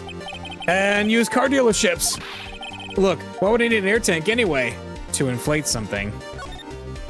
You used this to inflate that, didn't you? Inflate what? What else? That big puffy Steel Samurai. Now, why would you go asking me a question like that? Looks like I hit the nail on the head. Right. Actually, see, the compressor I always used was on the fritz, so I tried using the tank to inflate it just once, and it didn't go so well. As I suspected. Let's ask more about it. It didn't go so well? Yeah.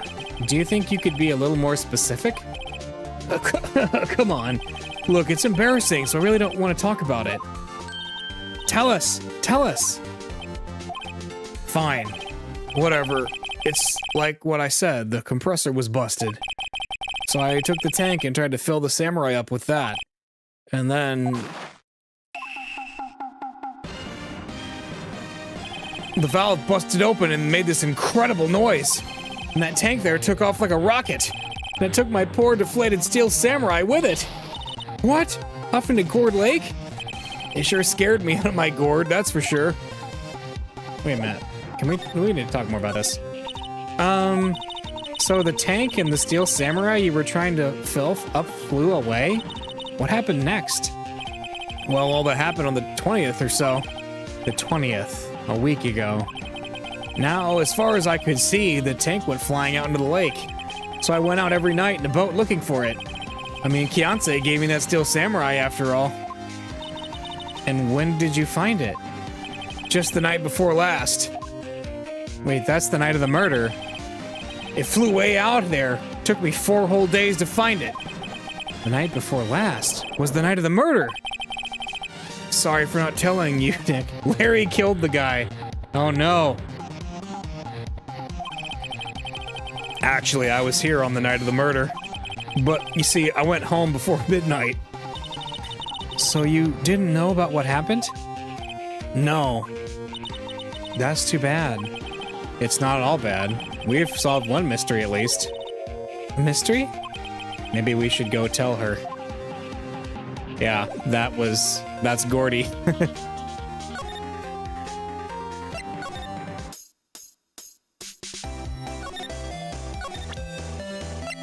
Here, check this out. More ace, yeah, that's right. More ace. Oh, okay. So, showing that doesn't... Well, Mr. Lawyer, I got the info y'all need. Y'all got the scoop on Gordy for me yet? Gordy doesn't exist. Lotta, there is no such thing as Gordy. What? How can y'all be so sure? Really, Nick? You got some proof Gordy doesn't exist? The proof that Gordy doesn't exist is here.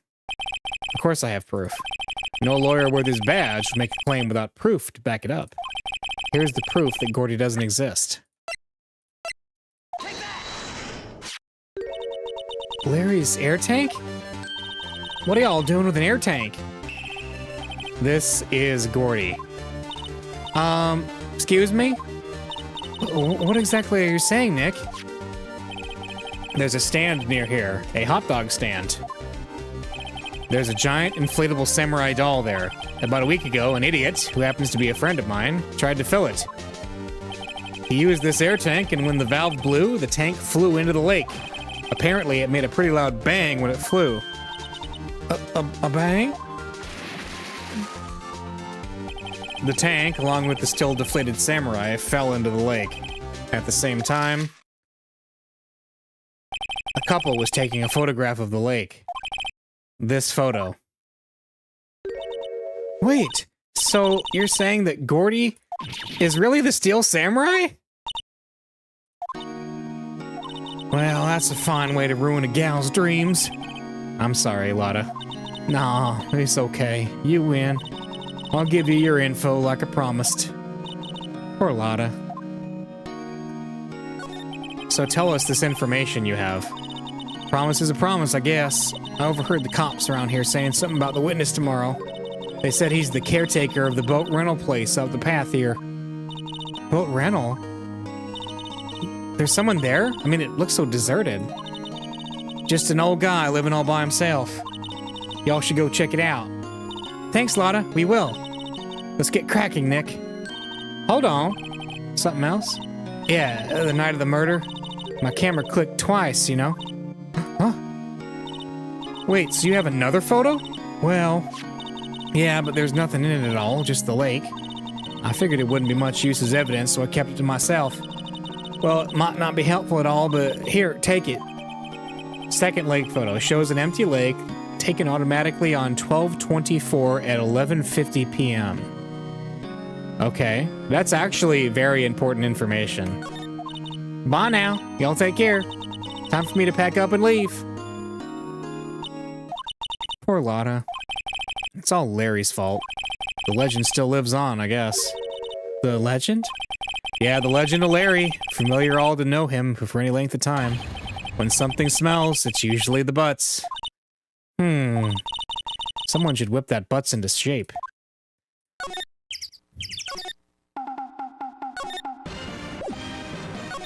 All right, so rental shop. Maybe we can go talk to the guy. December 26th, the boat rental shop. Hey, Nick. This is the boat shop that Lotta was talking about. You're right. Doesn't seem to be anyone around at all. Well, let's go check it out anyway. All right. Caretaker shack. Hey, we can actually go in. December 26th, the caretaker shack. Meg, that you? Hey, is that Keith with you? Where have you two been? I've been worried sick. Nick, you handle this. I think I'll leave this one up to you, Maya. Meg? Yes? Finally made up your mind, have you? My mind? You'll run the pasta shop when I'm gone? Pasta? Glad to hear it, glad to hear it. You make your old man proud. When you kids left the house, I didn't know what to think. How am I supposed to keep this place running, an old man like me? Polly, the kids are home. Hello, hello, squawk. Nick, who's that? A parrot, the one on that perch. Keith? Yes? I leave the wet noodle in your capable hands, Sonny. Nick? What's the wet noodle? Based on the available evidence, I'd say it's the name of his pasta shop. That's a relief, isn't it, Polly? Hello, hello, squawk. Yeah? He fell asleep. I guess he's relieved. Talk about the rental shop. He's still sleeping. This is a boat rental shop, right? What are you talking about? This here is the Palace of Pasta, the wet noodle. Though now that you mention it, we haven't gotten many orders for spaghetti lately. All the kids come up and say, "Yo, dude, we want to ride in one of your boats." That's why I keep them boats out here. Youngsters these days, darned if I understand them. I'm pretty confused myself. Nick, this isn't going anywhere. But this old man is the witness tomorrow, right? We've got to find some way of getting information out of him.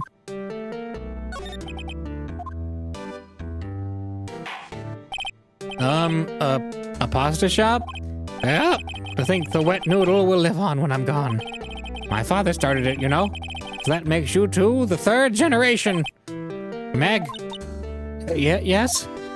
Tomorrow we'll start with the secrets of dough tossing. Dough tossing? You too, Keith. Yes?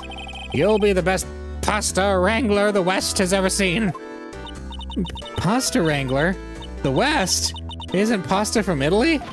Meg? Yes? You know the best pasta's always been made west of the Rockies, don't you? Right, of course. Everybody knows that. Nick? Huh?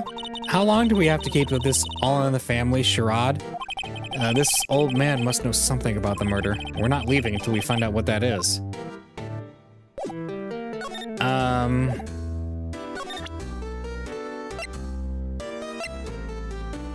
What about the lake photo? Nope, he's sleeping. Now listen here, Keith. Remember the tricolor pasta we were talking about? Our rainbow-lioli. I figured out the last color we should use. Indigo blue. Indigo blue? That didn't seem to work the way I thought it might. Okay. What about this photo? Nope, that's not gonna work either. Okay.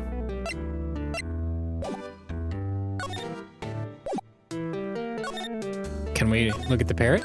Wow, what an amazing parrot that is. Good morning. Hello? It ignored me.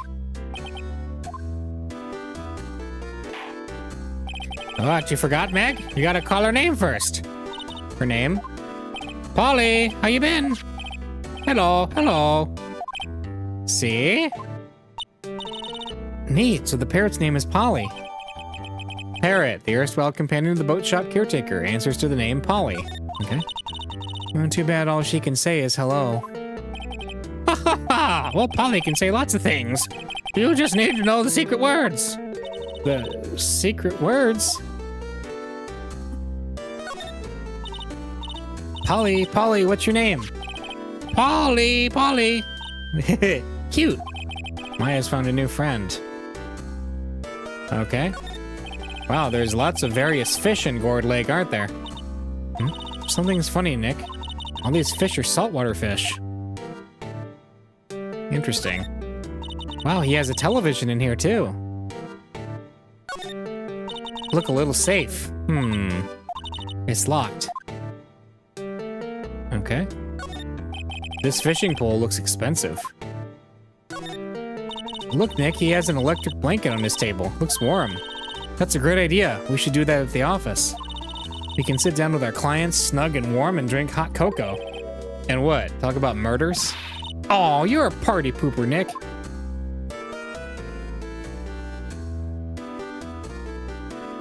Alright.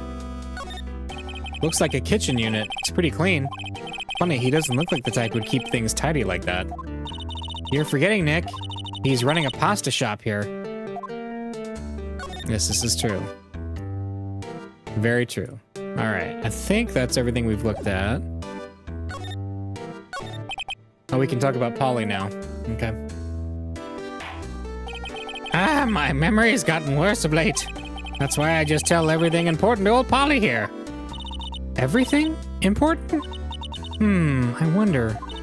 Polly, what's the number to the safe? I like the bird crap on the floor in the pot. Yes. 1228. All right. Hey, Polly, watch it, will ya? See, Nick? All it takes is a little clever thinking and a criminal mind. Quick, Nick, write that number down. Hey, don't get me involved in your little heist scheme. Oh, can we look at the safe now? Let's see.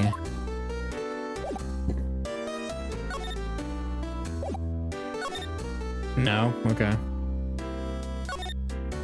Alright, so we got all that.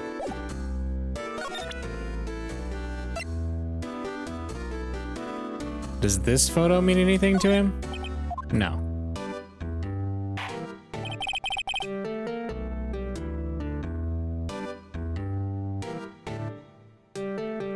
Let's see, okay. What about my badge? Huh? That a lawyer's badge? Yes, it is. I don't believe it. This old guy is the first person to recognize my badge. I get it. Huh? Yep, I got you figured out now. You're not Keith! Huh? Nick! Now's our chance to clear things up. Sir? No, I'm not Keith. And I'm not Meg either. We're here investigating a murder that took place on this lake the other night. Please help us. A lawyer, huh? Please, mister. All right, I'll help. But on one condition. What's that? When this case is over and done, you'll run the wet noodle. Fine, we'll run your pasta restaurant. Okay, we promise. Nick! Are you sure about this? Hey, anything to get this case solved. Also, who wouldn't want to eat Phoenix noodles? I guess so. That's my boy. Good for you, Keith. Wait, didn't I just say... You too, Meg. Yes? You bring a tear to your old man's eye, you know. Now, what was it you wanted to know? Speak up, Polly. Hello. Now he's talking to the bird again. How do we get him to talk to us? Let's see. The autopsy report? Maybe he knows the client? No. That's not it. Maybe the photo? This one? I've seen this. You know something about this, sir? Keith? Yes? It's okay. You can call me Dad. Dad, you know something about this? Yeah, the other night. Out on the lake. Yes, yes. I know all about that. I seen it. What? Tell us what you saw. Well, I suppose, since you're taking over the shop and all. All right, talk about it, what you saw. I forgot the time, but it was pretty dark outside. Probably night. Yep. It was after midnight, but okay. Then I heard this bang, so I looked outside. Then I heard another one. Bang!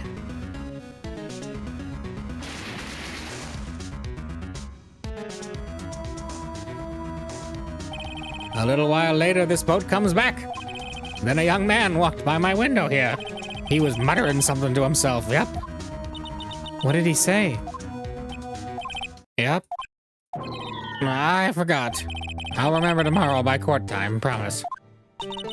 We need to know earlier than that. You know what, eh? Little Terry was just here.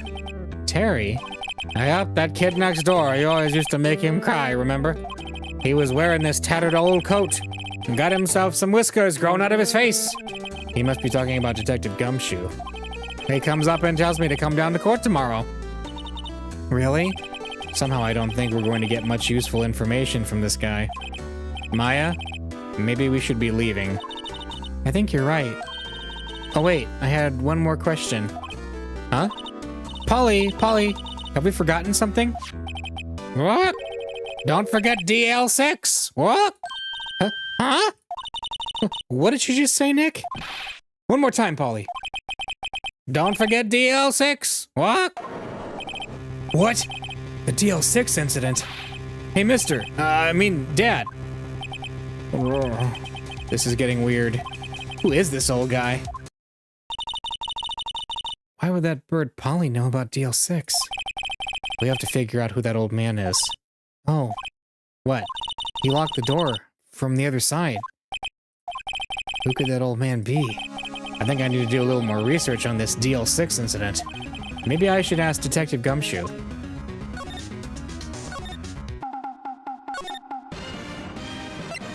Alright.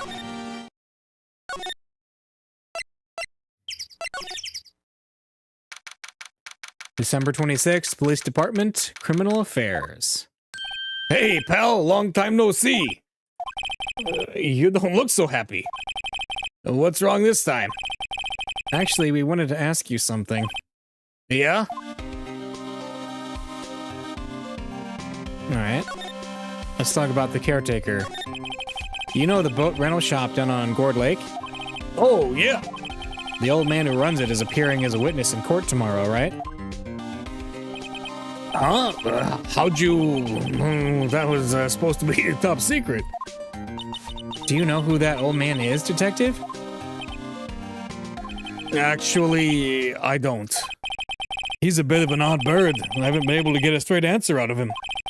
I decided first that he wasn't persuasive enough to stand and testify as a witness. That's why we called Miss Lotta Hart yesterday. As for who he is, we have absolutely no idea. Sounds suspicious.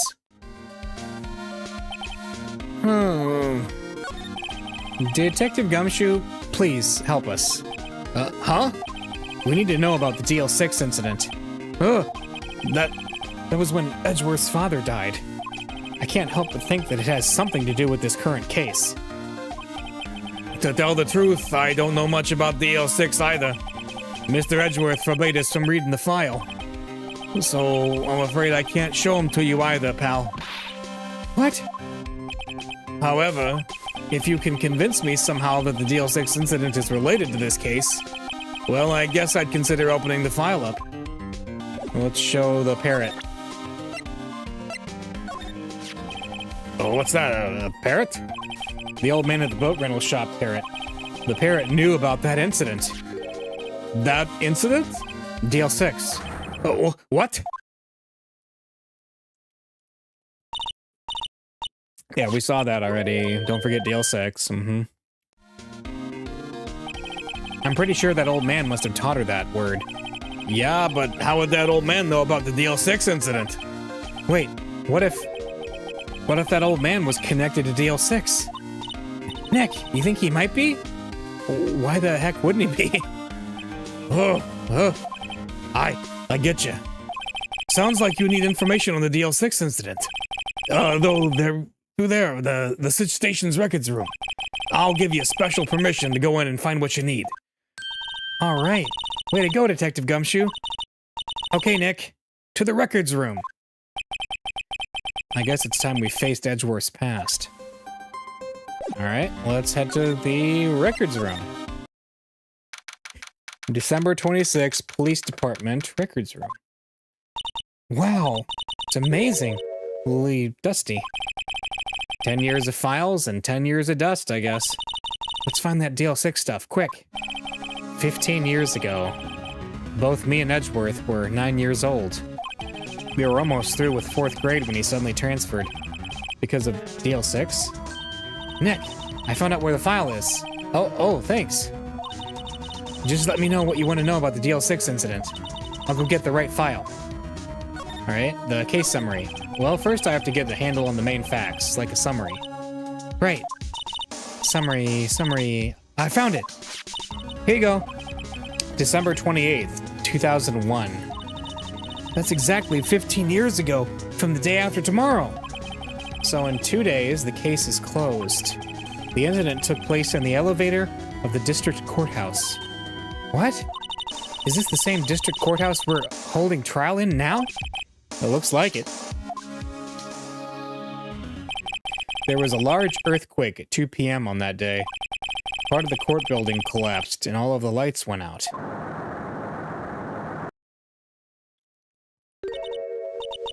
Wow, that was some earthquake.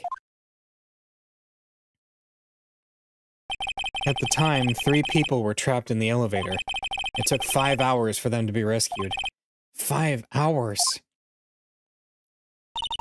That would be scary like that in the dark. There was a lack of oxygen in the elevator, and the survivors were unconscious. The survivors? One of the 3 in the elevator had been shot in the heart. That was Mr. Edgeworth's father, wasn't it? He said that his father was shot before his very eyes. So Miles Edgeworth was one of the other passengers in that elevator. Do you have data on the victim? Edgeworth's father? Yeah, hold on. Victim. Here, found it. Gregory Edgeworth, 35, defense attorney. If he were still alive, he'd be 50. He had lost that day's case in court and got in the elevator with his son Miles. Miles Edgeworth, of course. So he was in the elevator with his father. From the angle of the bullet and other evidence, it could not have been a suicide. The murder weapon, a pistol, was found in the elevator. The pistol had been fired 2 times. Where have I heard that before? Huh. It sounds just like this current case. What's going on here? Got any data on the suspect in there? That would be the guy that my mom got arrested. Hold on, this is it. The man arrested as a suspect in DL6 was Yanni Yogi?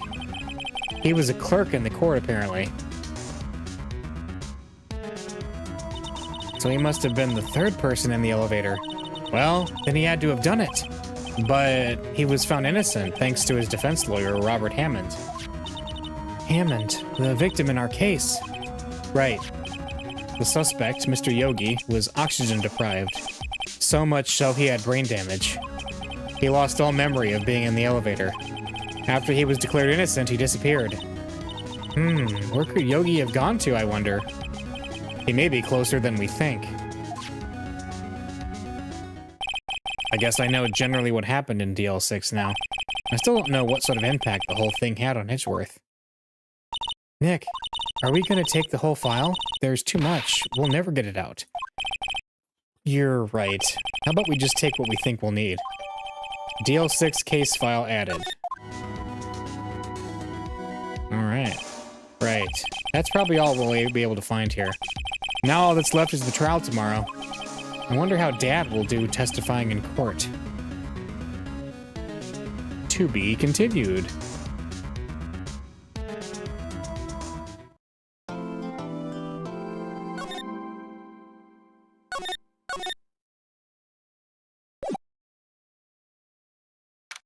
December 27th, 10 a.m. District Court, courtroom number 3.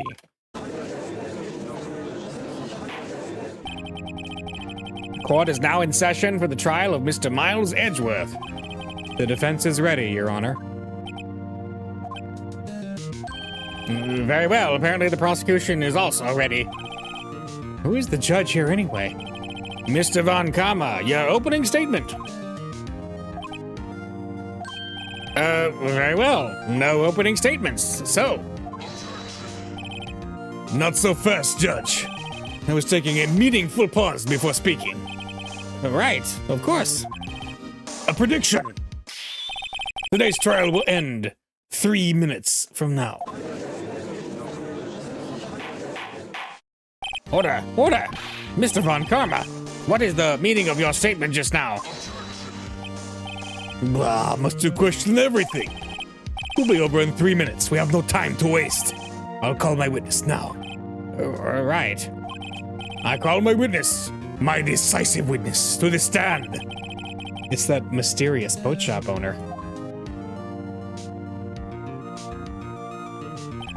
Witness, state your profession.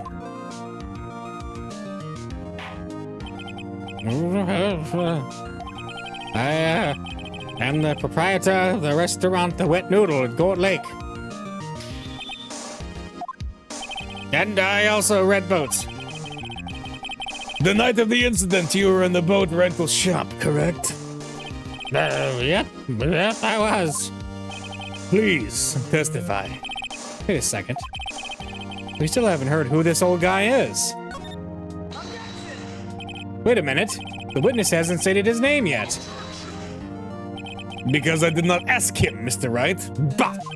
I have predicted this trial will end in 3 minutes. Stop asking trivial questions and cooperate. Yeah, right. The witness will state his name.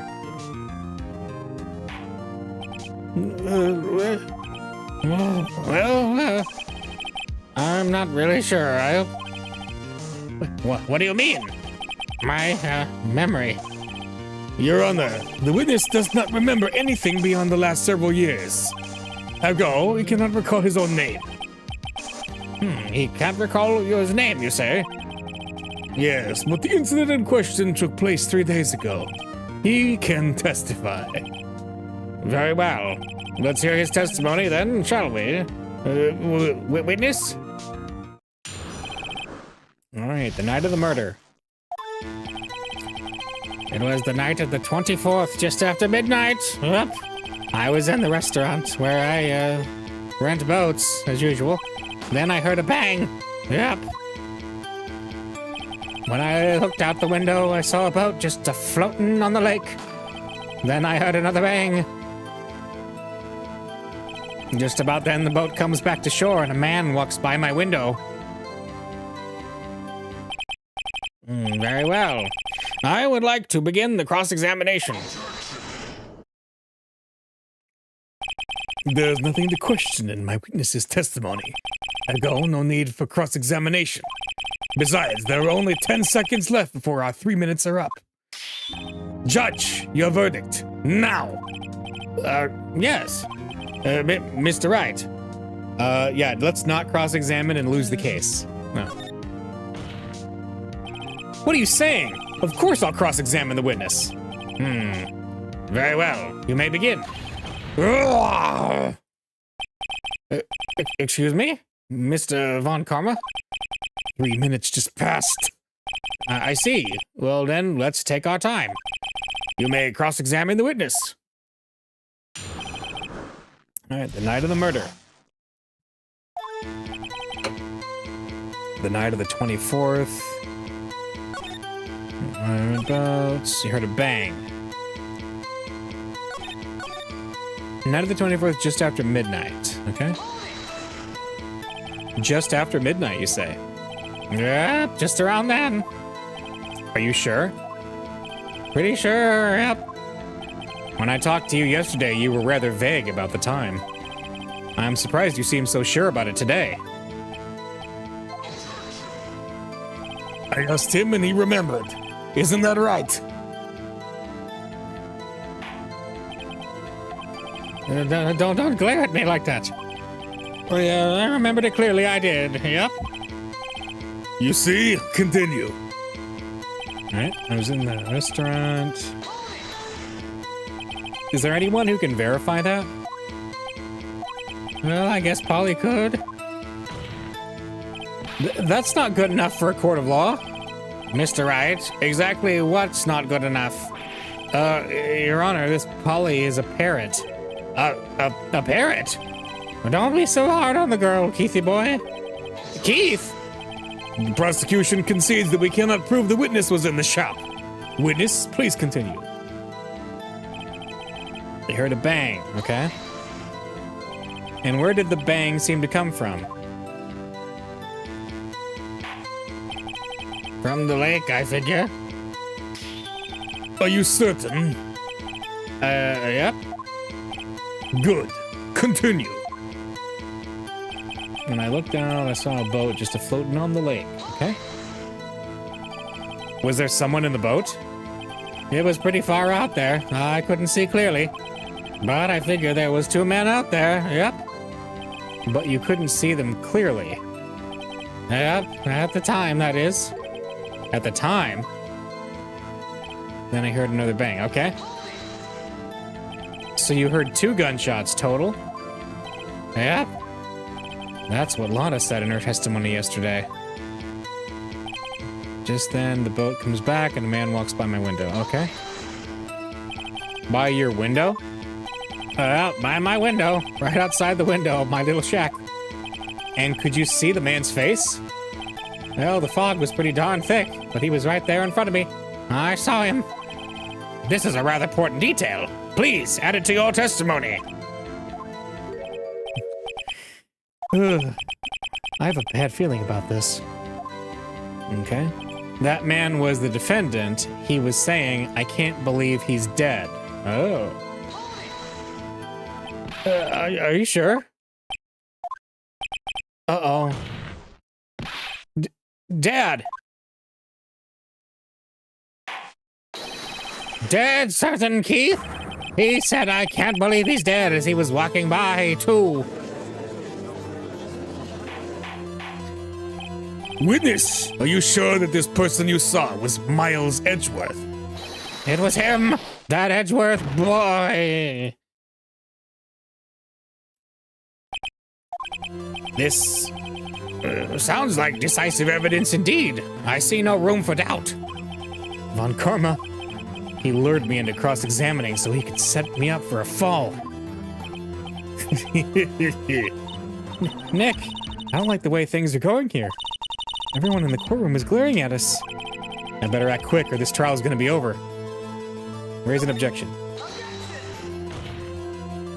Your Honor, we proved in yesterday's trial that it could not have been Edgeworth who fired that gun.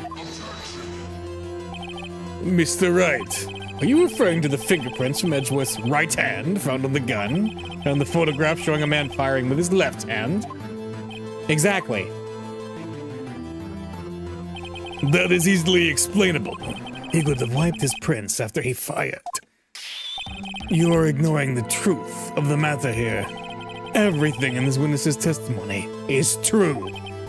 The judge is lost in thought. What should I do?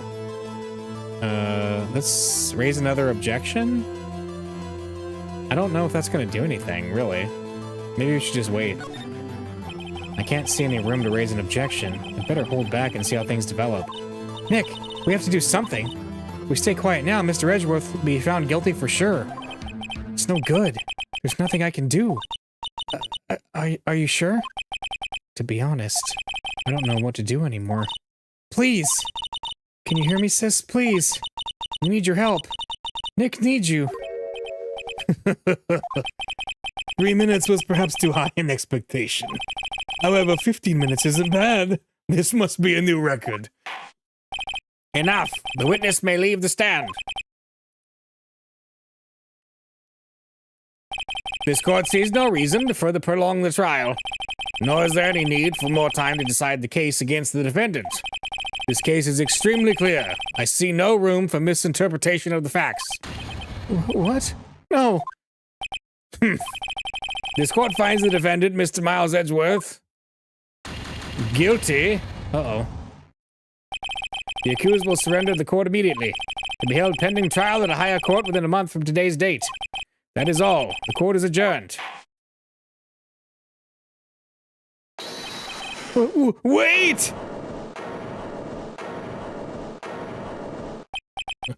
Who was that just now? Me! Huh? What? Larry? What are you doing here? Listen, you gotta listen to me. I was there in the park the night of the murder. I wasn't sure about it until just yesterday, but today I remembered it. Remembered what? The gunshot. I heard it too. Order! What is the meaning of this? The verdict has been decided. I call for adjournment. One moment, Mr. Von Karma. So you say you heard a gunshot? Yeah, I did. A gunshot that night. I was sitting here in the audience listening to the testimony. Then I realized something he said was different from what I remember. Anyhow, I can't just sit here and let you call Edgy a murderer. It's just not right. I'll testify. Let me testify. Order! Order! Well, this is the first time something has happened like this in my court. I'm not quite sure how to proceed. Judge, you've already given your decision. The trial is over. Nick, this is it. Larry's given us one final chance at this. She's right. Only it wasn't Larry. He could make things even worse. Mr. Edgeworth was just declared guilty, Nick. It doesn't get any worse. You're right. Okay. Your Honor, if there is another witness, it is our duty to hear him speak. Right here, right now. A waste of time. The verdict cannot be overturned. Allow me to speak my opinion. In all court proceedings, it is our duty to prevent an inaccurate verdict. In order to make sure no mistake has been made, every witness should be heard. What is this? I withdraw my previous verdict of guilty. Mr. Von Karma, I order you to call this new witness to testify. Now. What? The court will adjourn for a 5-minute recess. After that, we will hear this new witness. Court is adjourned. December 27th, 10:28 a.m., District Court, Defendant Lobby Number 2. Whew. That was too close. Sorry to keep you on the edge of your seat like that, Edgeworth. I've seen worse. Yeah, right, Edgeworth. You're sweating bullets. I just wonder what Larry plans to say in there. Larry was at the lake that night? Yes. He said he went looking for the Steel Samurai balloon that flew into the lake. Oh, right. And he found the balloon in the air tank that night? Yeah. Hey, Edgeworth. Huh? You say something, right? Yeah, a lot of things. You seem out of it. What's wrong? It's nothing. Huh? Mr. Edgeworth? There's something I've been meaning to ask you. What's that? Why are your fingerprints on the murder weapon? Oh.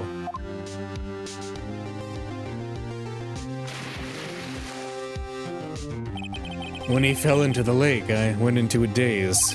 I couldn't understand what had happened. I couldn't think straight. Then I saw the pistol lying on the floor of the boat in front of me. I picked it up without thinking. I didn't have a reason, really.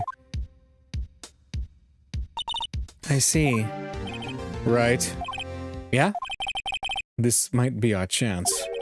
Our chance? Von Karma has only ever run perfect trials. Perfect trials? Perfectly prepared witnesses, perfectly complete evidence. That's the secret to his success. This is the first time he's ever had to deal with something unexpected. He has to let someone he hasn't even talked to testify before the court. And that someone is Larry. What are you getting at? It's likely his testimony will be full of holes, right?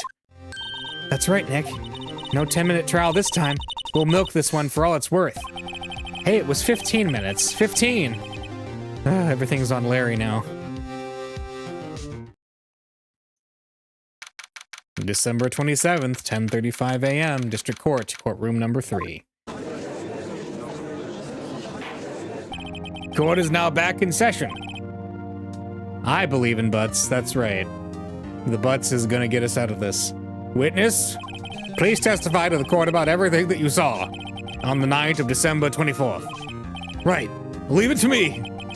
Please, Larry, don't mess this one up. I hate to admit it, but you're our last chance. Ugh. Von Karma didn't even have time to prep his witness. I just hope Edgeworth is right about this being our big break. Alright, the night of the murder. That night, I was out in a boat on the lake. I was looking for something, and I found it. So I quietly slipped the boat back in at the rental shop dock. Then just as I was thinking about going home, I heard this bang. I looked out over the lake, but I didn't see a boat. So after I heard that single gunshot, I went home. He heard a single gunshot. That was an unusually vague testimony, even for this court. In any case, Mr. Wright, you may begin your cross-examination. Yes, Your Honor. What's wrong, Nick? It's Larry. I have no idea what he's gonna say if I press him. I'm a little scared. Well, we've come this far. There's no way to go but forward, Nick. Alright, night of the murder. That night, he was out in a boat on the lake.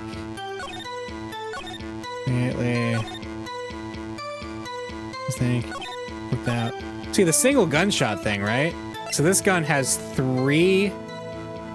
Wait, we have a lot of Heart's testimony. Yeah, that's easy. This is an easy one. Wait a sec, Larry. What? You only heard one bang? You're sure? That's what I said. But Miss Lotta Hart testified yesterday that she heard 2 bangs. And the old man just now said the same thing. They both heard 2 gunshots that night. Huh? Were you even listening? Were you paying attention at all to what they said? Yo, Nick, please. Huh? You know, something's been bothering me. I'm a witness, see? I'm like a customer here. So you gotta treat me nice and stuff, okay? Mr. Bats? What? You only heard 1 gunshot? Are you sure? Well, to tell you the truth, I'm not sure. Eh? Not sure? How could you not be sure? Yeah, well, I might have missed the other gunshot. I was, listening to something else. Something else? My radio, dude, with my headphones. What? Order, and stop that booing! Mr. Bats, you were listening to the radio with your headphones? Yeah, so what? That's a crime? I listen to my radio. Everyone listens to the radio. What's the big deal? Mr. Von Karma, your opinion? Waste of time. I do not accept this witness, nor his shoddy testimony. Well, Mr. Wright, should he continue the testimony?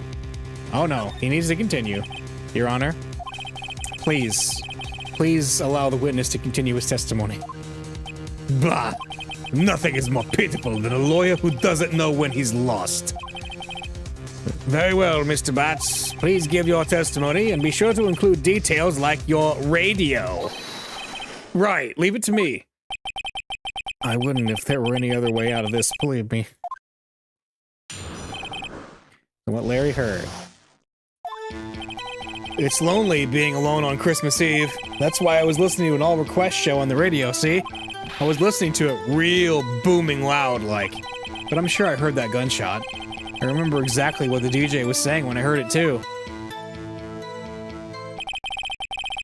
You were listening to your radio at a high volume? Yeah, what's the big problem? Can a man listen to his radio in peace? Isn't this a free country? I truly believe Larry has no idea what the problem here is. Judge, can you believe a word this witness says? What he heard was probably nothing more than a drum beat from the radio. True enough, it is difficult to believe this testimony. Wait, Your Honor. The witness said he remembers exactly what the DJ said when he heard the gunshot. Excuse me? DJ? An announcer, the guy who says things on the radio. Anyway, what this means is when he heard the sound, no music was playing. The DJ only talks between songs, so he could have heard the gunshot from the lake. I'd like to cross-examine the witness, Your Honor.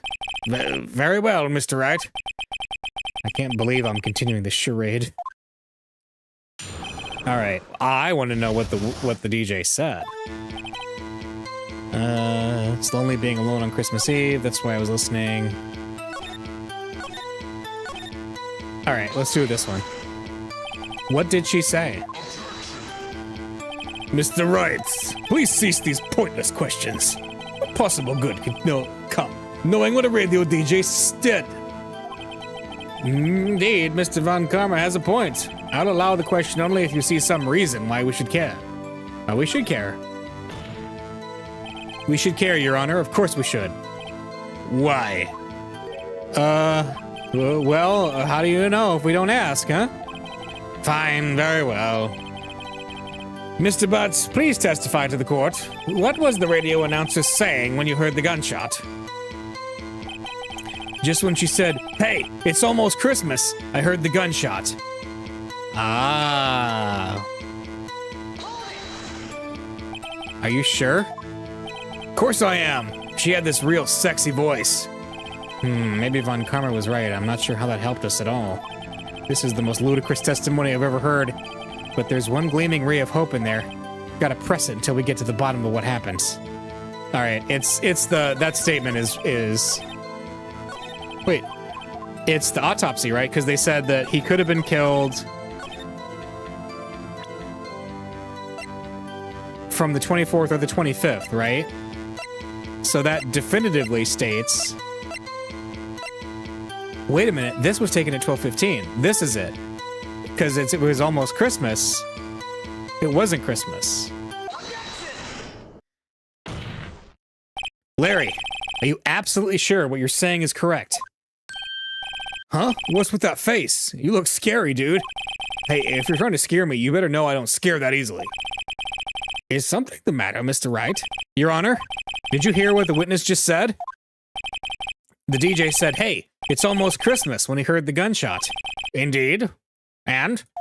Almost Christmas means it wasn't Christmas. Do you realize what this means? When he heard the gunshot, it was still Christmas Eve. That would seem to be the case, yes. But he should have heard the gunshot after midnight.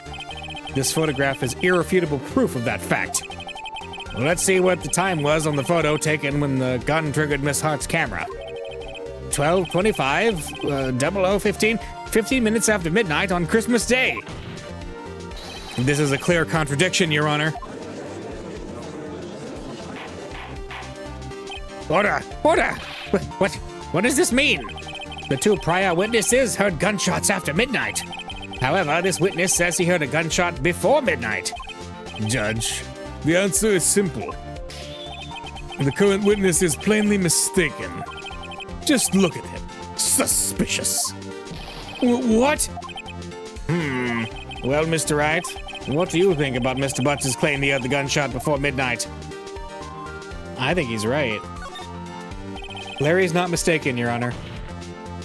He heard that gunshot before midnight. Intriguing. I'm assuming you have evidence for this wild claim. Show me evidence there was a gunshot before midnight.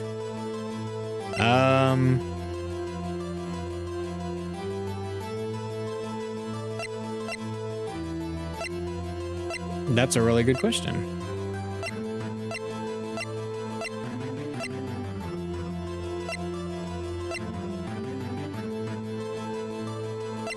Is it the lake photo? The second lake photo?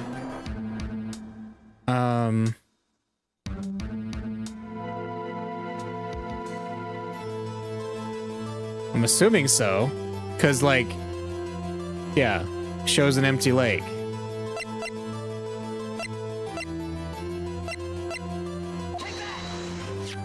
Look at this photograph.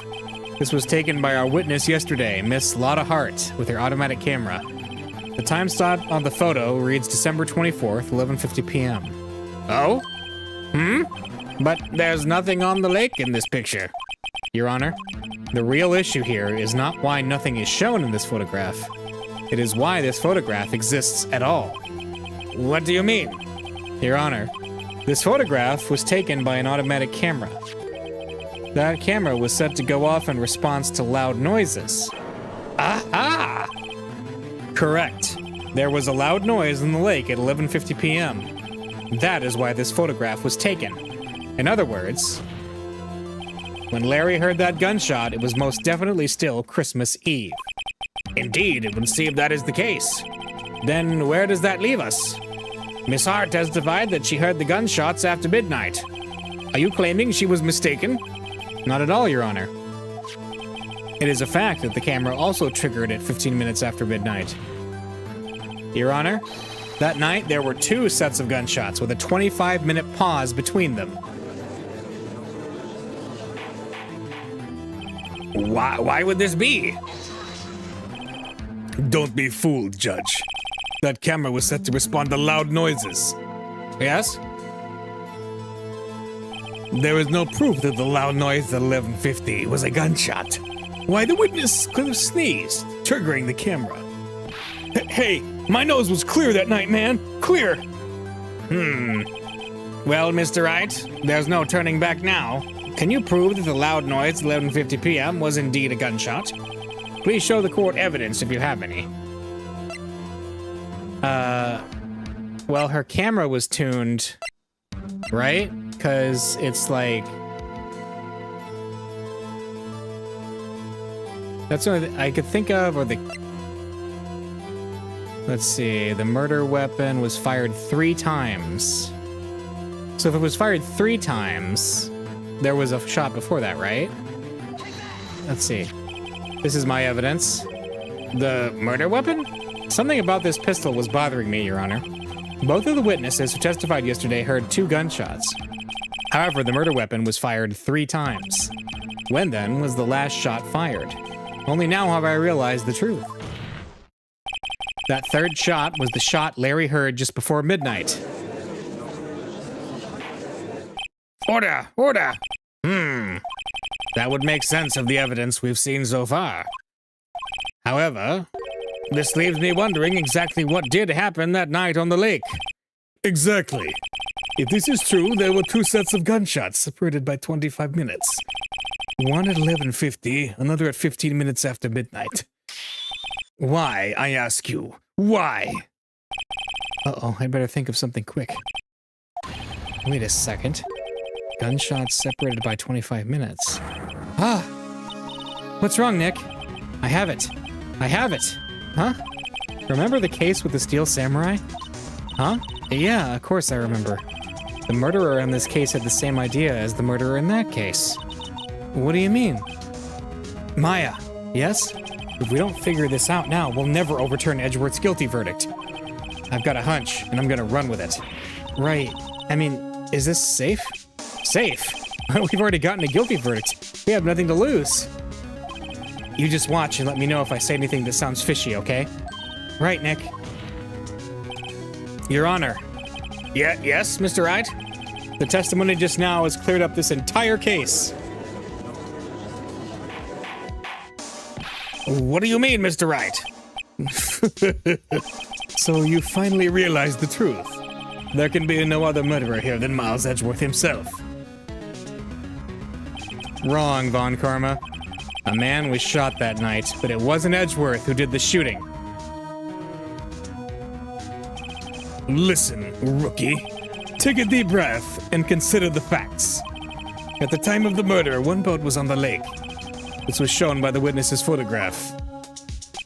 The defendant, Edgeworth, and the victim, Robert Hammond, were on that boat.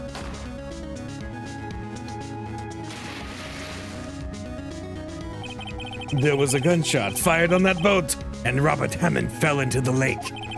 The distance of the shooting was 1 meter. It couldn't have been suicide.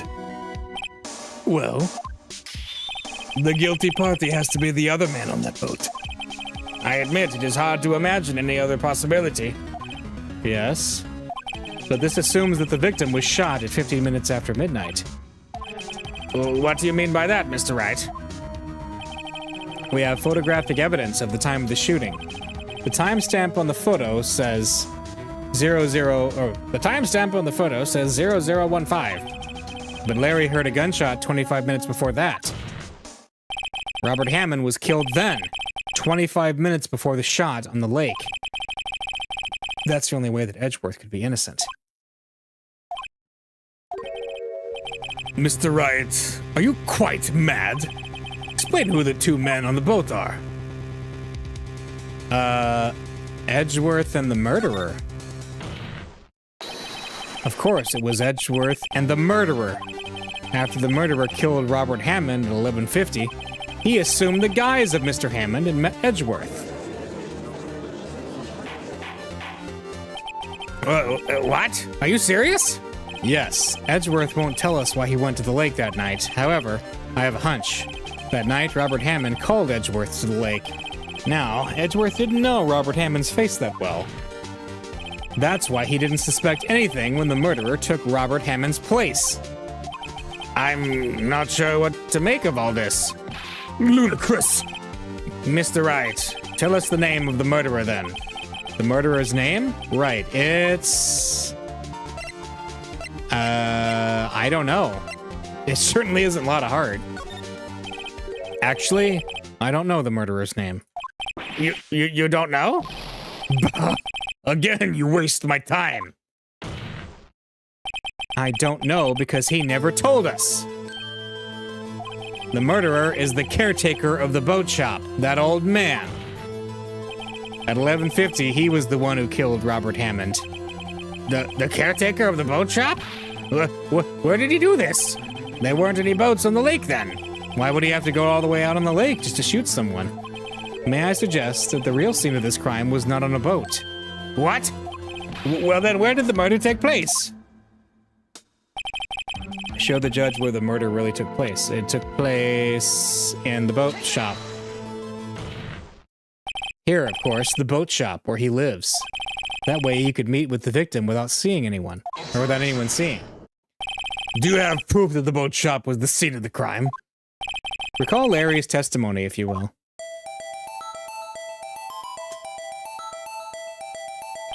That night, he was out on the lake in a boat, searching for something. He finds it and returns the boat. Then, just as he's starting to head for home, he hears a gunshot. He heard a gunshot, Your Honor, even though he was wearing headphones at the time. In other words, the gunshot was very, very close by. And where would that be if he had just returned a boat? The boat shop. Mr. Wright, what happened that night on Gourd Lake? Please tell the court from the beginning. Yes, Your Honor. Nick, are you sure about this? Not really. But I think if I start at the very beginning, and I take it slow, I might just be able to figure this out. That night, the caretaker of the boat shop called Robert Hammond to his shop.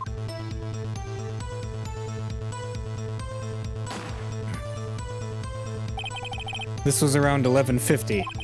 That was when the gunshot that Larry heard was fired. After that, the caretaker put on Robert Hammond's coat. He became Robert Hammond.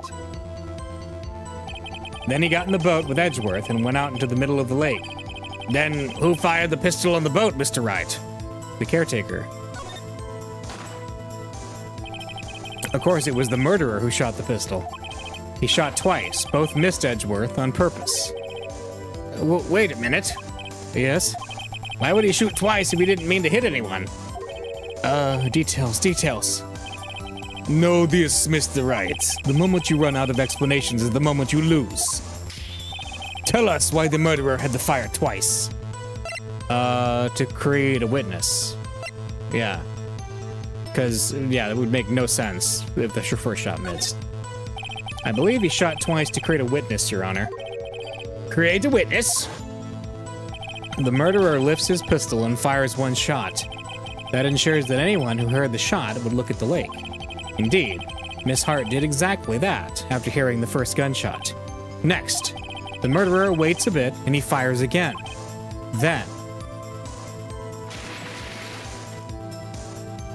The murderer jumps from the boat himself, leaving the pistol in the boat behind him. I see. To someone looking from the edge of the lake, it would appear that one of the men on the boat had shot the other. The murderer didn't know about the automatic camera, of course. That's why he shot twice to draw attention to the boat. Once you realize that, everything else falls into place. The boat shop caretaker swam back to his shop. Then he put Mr. Hammond's wet coat back on the body, and threw the body into the lake. This is what happened, Your Honor. These are the events that transpired that night on Gourd Lake.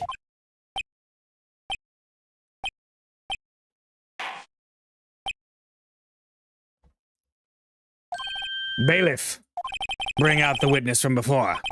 The boat shop caretaker, quickly.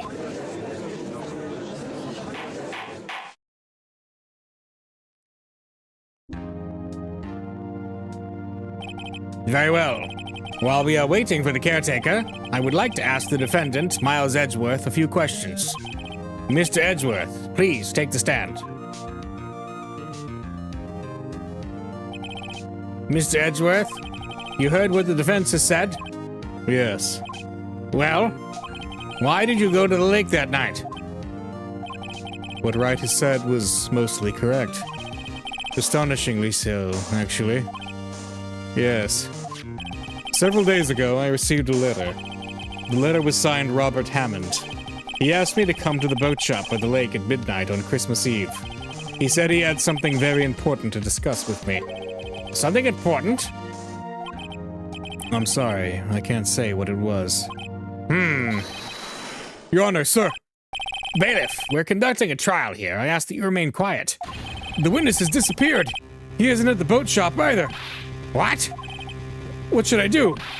Find him quickly. We cannot allow him to get away.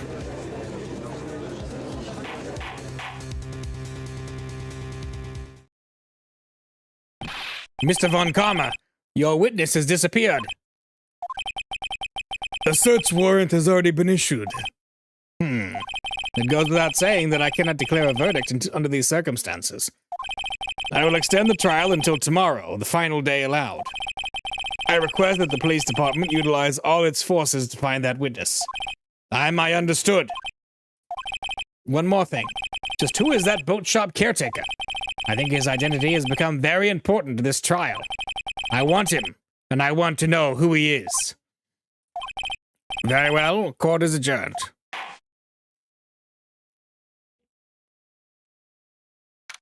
December 27th, 1:22 p.m. District Court, Defendant Lobby Number 2. Yay, Nick, you did it! Yeah.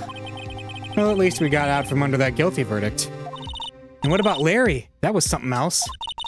Even Von Karma didn't know what to do with his testimony. Larry really helped us out. Sure, once I sifted through his, unique testimony. Still, he did save us. I just wish our cases weren't so down to the wire all the time. I know what you mean. Sometimes I feel like it's us on trial instead of our clients. Hey, Edgeworth. Mr. Edgeworth? Huh? Did you say something? Don't look so pained. I mean, it looks like you're probably going to get off the hook. You could try to smile just a little. Relax. I'm sorry. But I fear it's not over for me yet. What do you mean? Right. There's something that's been troubling me for a long time now, and I don't know whether or not to tell you. Edgeworth? No, there's so little time left. I want to tell you, to get it off my chest, but... I can't make up my mind. What is this about, Edgeworth? It's a nightmare I've had. A memory of a crime that I committed. A crime you committed? A memory of a murder. Whoa.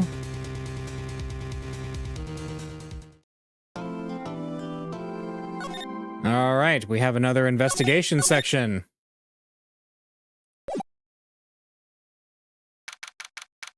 December 27th, 2:11 p.m., the Wright & Co. Law Offices. What was Mr. Edgeworth talking about? Yes, see, we just saw that, thank you. Do you really think Mr. Edgeworth killed? I don't believe it. Not Edgeworth. Some painful memory has been troubling him recently. But he'd never take someone's life. Never. Nick. Yo, how's everyone doing? What do you think of my performance today? I had him swooning in the aisles, huh, Maya? Swooning? Me? Oh, yes. I do remember feeling faint. Right on. Tell me the truth. It was like love at first sight, right? Right, Nick? Huh? Me? Well, maybe my heart skipped a beat or two. I think you can do better than that. Come on, I saved Edgeworth in there, dude. Edgy! You guys should be bowing down before me, yeah! Bow before your hero!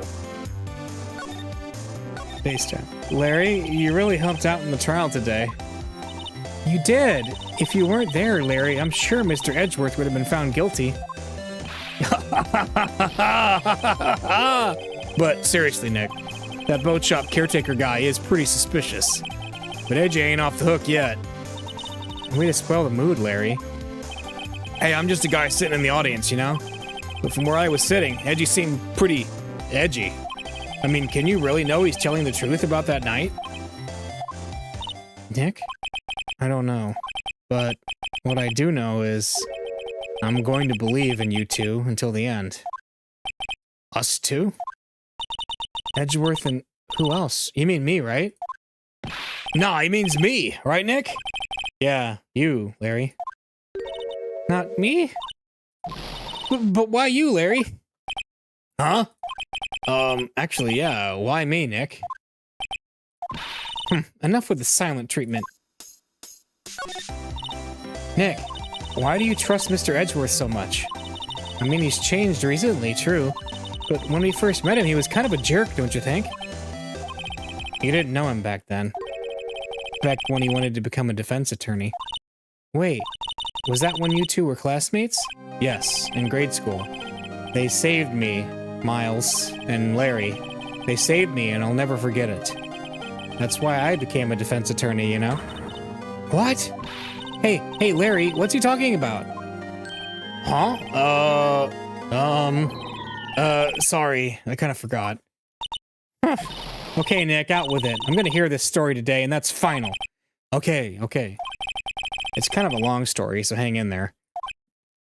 It was the very end of 3rd grade. I was on trial, a class trial. A class trial? You remember, Larry? Spring, end of 3rd grade? A kid in our class got his lunch money stolen. Lunch money? Our school was really small. Every month, kids would bring in an envelope with money for lunch from home. Huh, I see. Anyway, this kid's envelope disappeared, with $38 still inside. Oh, yeah. Now that you mention it, I do remember that. I can see why you'd forget, though. You were out of school that day. Anyway, the envelope had been stolen during PE class. I was coming down with a cold, so I'd skipped PE that day. I was the only one not in class. So, they thought you did it? Yeah, the kids in class said I should be put on trial. Trial? So the next day we held a classroom trial with me as the defendant. I didn't do it. Guilty, he did it. Guilty, it was you were the thief. Give the money back, you're a meanie. No one should play with you. Admit you did it. You can't hide the truth. Tell us the truth. We're not gonna play with you anymore. He shouldn't be allowed in a relay race or on the library committee. And give me back that 50 cents. Now, Phoenix, you know you shouldn't steal people's money. It's not right. In the end, even the teacher thought I'd done it. Go over and apologize, Phoenix. I didn't know what was happening. I was so sad I couldn't stop crying. Everyone was staring at me like I'd done it. I tried to apologize. I went to where the boy whose money had been stolen was sitting. And that's when it happened. He shouldn't have to apologize. The only thing that belongs in a trial is evidence. Anything else has no place. You should all be ashamed. Amateurs. Miles? It wasn't you who stole my money, was it? No. Then you shouldn't apologize. Everyone's been shouting you did it, but no one has any proof. That is why, Your Honor, this boy is innocent. But Miles, it was your money that was stolen. Yeah, he did it. He's the one. We don't need proof. Make him say he's sorry. Why don't you all just shut up? This is always how it is. Everyone's ganging up and picking on one person. Just think how he feels. He said he didn't do it, so he didn't do it.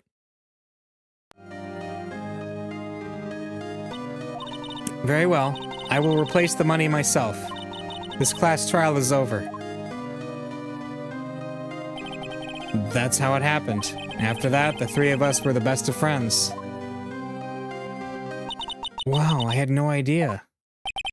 Yeah, I had no idea either. Oh, I mean, I forgot. That's when I learned what it meant to be alone. Totally alone, without a friend in the world. You did a good thing, Larry. Yeah, well, I was just lucky that I took the day off from school. If I'd been there, they would have thought I'd done it. So I took it kind of personally, see? When something smells, it's usually the butts. Anyway, Edgeworth and I talked after that class trial. That's when I heard his father was a defense attorney. I remember his eyes would shine when he talked about his father. I'm going to become a defense attorney just like my father. A famous defense attorney. Then a few months later, he suddenly transferred to another school. The DL6 incident. Right. I'm not sure, but the transfer probably had to do with his father's death. That's so sad. It was several years later when I heard Edgeworth's name again. There was an article about him in the newspaper. The headline was something like, "Dark Suspicions of a Demon Attorney." Fabricating evidence, manipulating testimonies, covering up facts.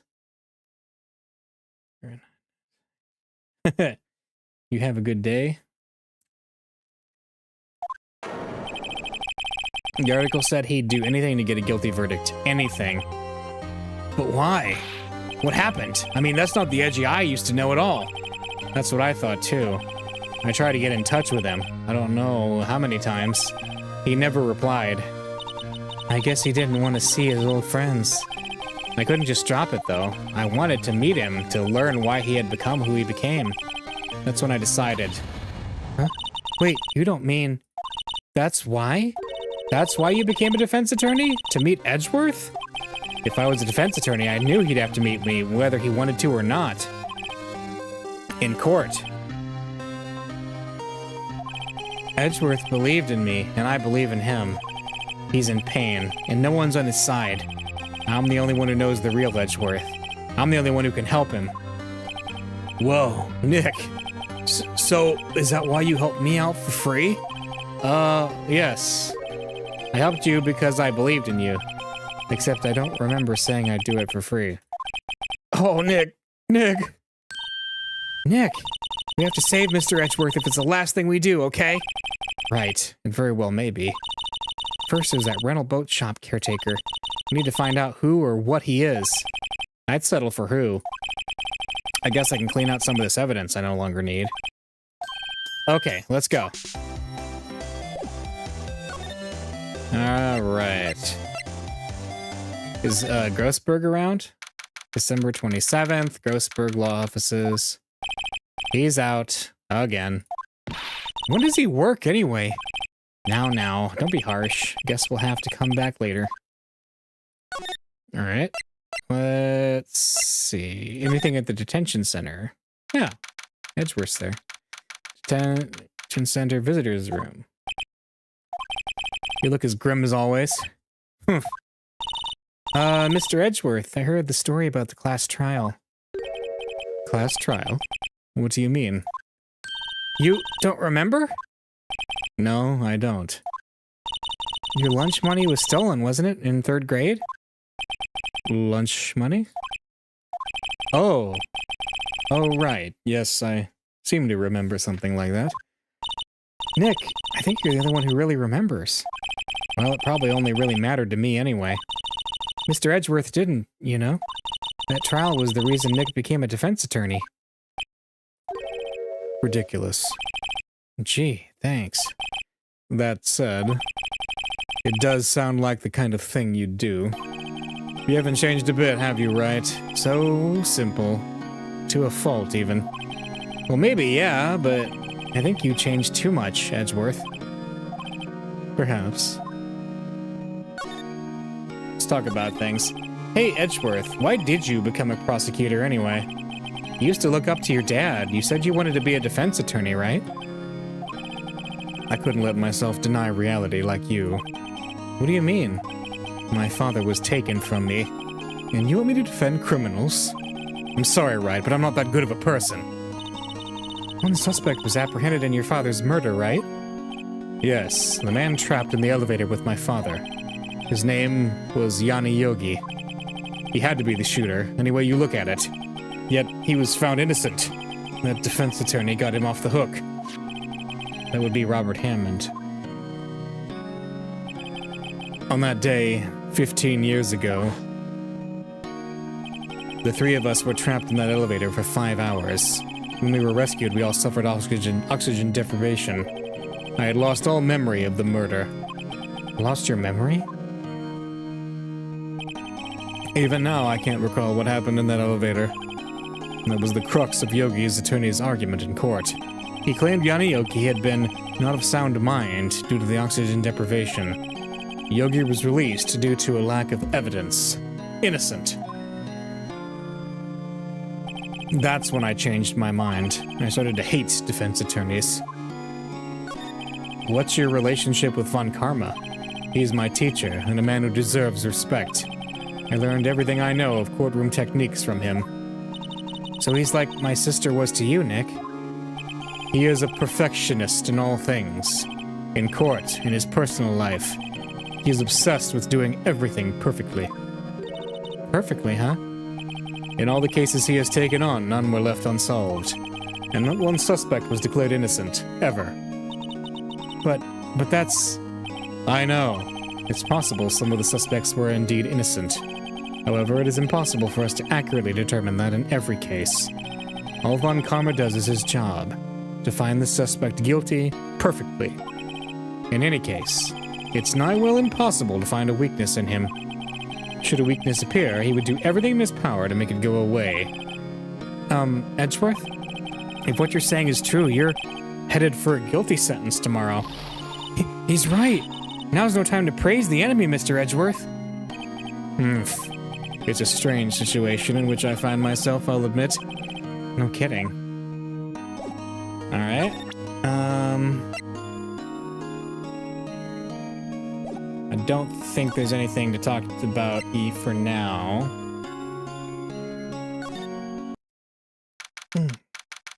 Let's head to the police department. December 27th, police department, criminal affairs. Looks like Detective Gumshoe hasn't gotten back yet. Gumshoe? He won't be coming back today. Oh, really? He said there was some guy he had to arrest by tomorrow. The boat shop caretaker. He shouted something about catching him if it's the last thing I do, pal. Good luck, Gumshoe. Alright. Well, we can go back to Gourd Lake, I guess. Maybe investigating his shop would be helpful. Hey, pal! Long time no see! Oh, Detective Gumshoe. Close one today, eh? I got so worked up, I snapped my tie in half. Sorry about that. No problem, pal. Thanks to you, we now know who really did it. You mean the boat shop caretaker? Look, I'll make you a promise.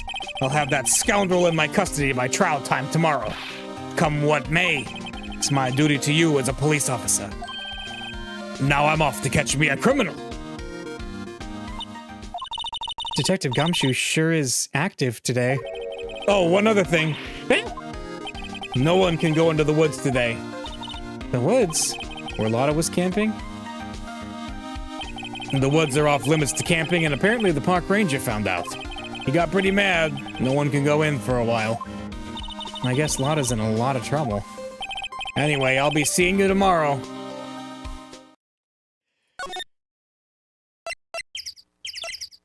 Now let's go to the public beach. December 27th, Gourd Lake at the beach. Huh? The steel eyesore is missing. Eyesore?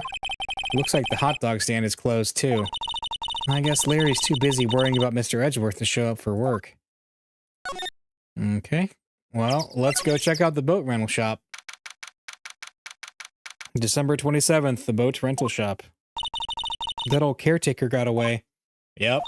I never imagined he might be the real murderer. I'd know that clearing of the throat anywhere. Hello. What might you be doing here? Out for a walk, hmm? No, the days of my youth, like the scent of fresh lemon, you see. Mr. Grossberg, this is no time for idle reminiscing. Mr. Edgeworth's trial ends tomorrow. That is true, yes. But from what I saw of today's trial, Edgeworth should be fine, right? Well, I'm not so sure about that. Whoa, what do you mean by that? Well, I'm not sure. If you find anything out, come by my office at once. I may be able to offer you some assistance. Thanks. Bye. What do you think Mr. Grossberg was doing here anyway? Who knows? Yeah, what was he doing out here anyway? Let's go into his shack. December 27th, caretaker shack. Nobody's home. Hello, hello. Squawk. Hey, it's Molly. It's Polly. I wonder where your owner's gone, Polly. Hello, hello. Squawk. I can't believe he'd run off and leave his poor parrot to fend for herself. Hello, hello. Wait a minute. We have the key to his, or the combo to his safe. Let's open it up. That reminds me, Nick. Polly here knows the number to the safe, right? Yeah, that's right. Polly, what's the number to the safe? 1228. Let's open it up, Nick. Come on. I'm sure there isn't any money in there. Aw. But hey, he keeps it locked, right? So there must be something of value in there. I'm not so sure. Okay, Nick, let's see what's in there. I guess there might be a clue or two. The only thing in here is a letter. A letter? Oh, boring. There's no name or signature on this thing. It's handwritten in very precise, clear letters. Get your revenge on Miles Edgeworth. Edgeworth? Nick, why would Edgeworth's name be on here? How should I know? I'm gonna read the whole thing. Get your revenge on Miles Edgeworth. It also says this is your last chance.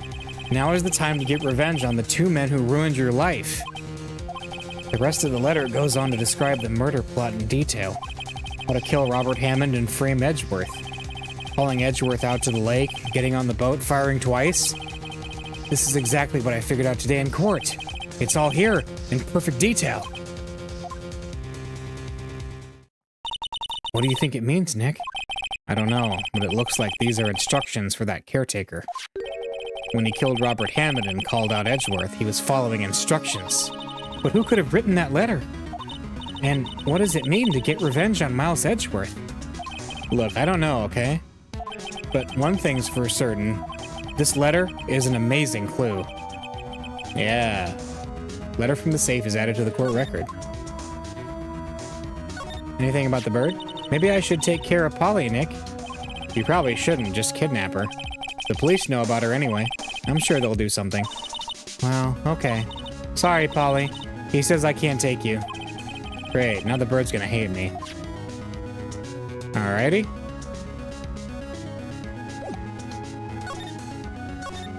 Well, we got something to talk to Grossberg about, at least. Nope, wrong.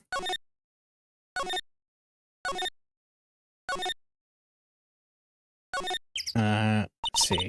One day left, Nick. Yeah, I know. Well, no time to waste. Let's get going. There's Grossberg's law offices. Here we go. Wait, where is he? Thought he would have been here. Maybe we can show Edgeworth this? Edgeworth, see this letter? This came out of the safe in the shack where that boat rental caretaker lives. I see. Huh. Revenge? On me? Who is that old guy anyway? I don't know. Could he be an innocent defendant you got declared guilty or something? Nice, right? But I don't remember that old man. Not at all. So he was following this letter then? which means there was someone else behind it. Now is the time to get revenge on the two men who ruined your life. Two men, meaning myself and Robert Hammond. It also says this is your last chance. Last chance? Wait, maybe he's talking about the statute of limitations on the DL6 incident?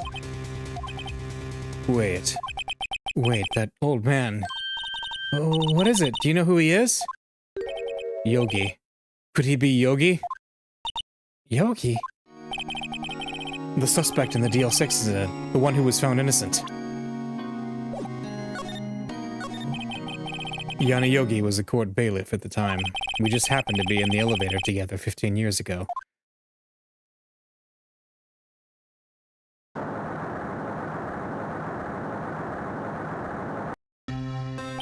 The quake was incredibly strong. Before I knew it, everything was dark. We were there for so long, it felt like forever. The air thinned and the darkness closed in on us in that little box. We became unsettled. Help! I can't breathe! Quiet, I said quiet! You're not making this any easier. I want to get out! Help! Get us out! Don't shout. You'll just use up more oxygen.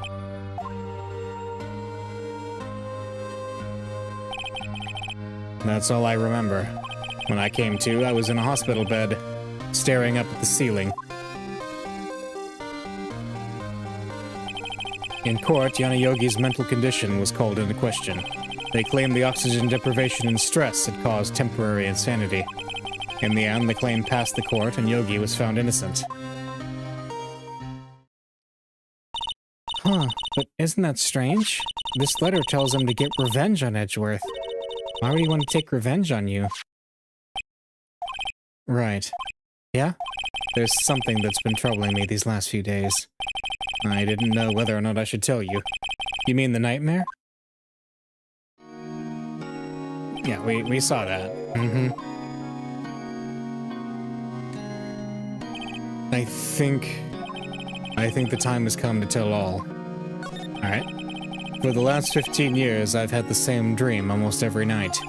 I wake up in a fearful sweat every time. What kind of dream? It's a dream about my father's killing in the dark. Help! I can't breathe! Quiet! I said quiet! You're not making this any easier. I want to get out! Help! Get us out! Don't shout, we'll just use up more oxygen.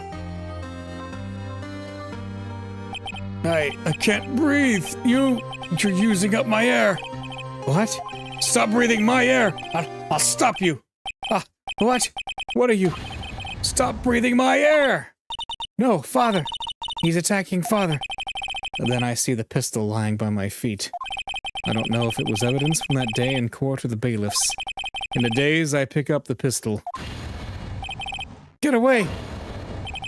Get away from my father! Ah!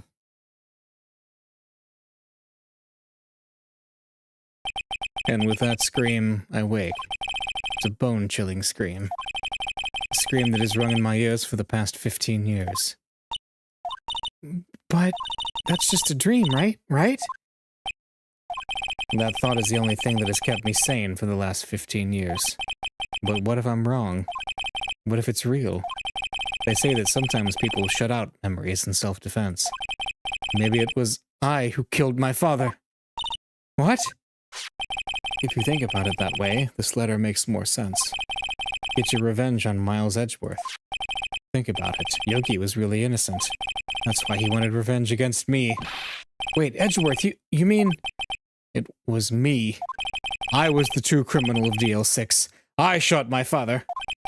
This is bad. What are we gonna do, Nick? What can we do? I don't know. I don't think there is anything we can do, like it or not. If there's someone else who knows a lot about the DL6 incident, maybe. Oh, there is, Nick. There is someone else who knows about DL6. Right. You better be here, Grossberg. December 27th, the Grossberg Law Offices. Oh, Mr. Grossberg. Oh, well, hello there. What's wrong? You look troubled. No kidding. I can't believe you're not. My. Just calm down and tell me what's happened, hmm? It's Mr. Edgeworth. He... Oh.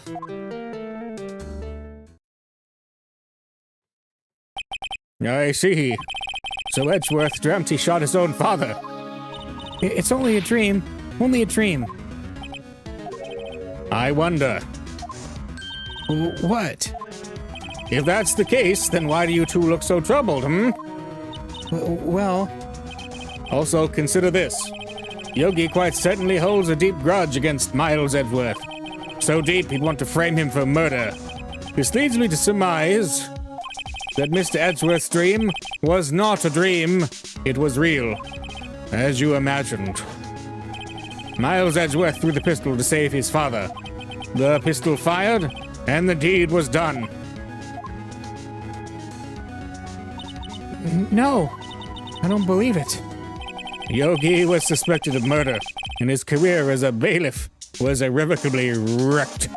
Thus, he sought revenge on Miles Edgeworth.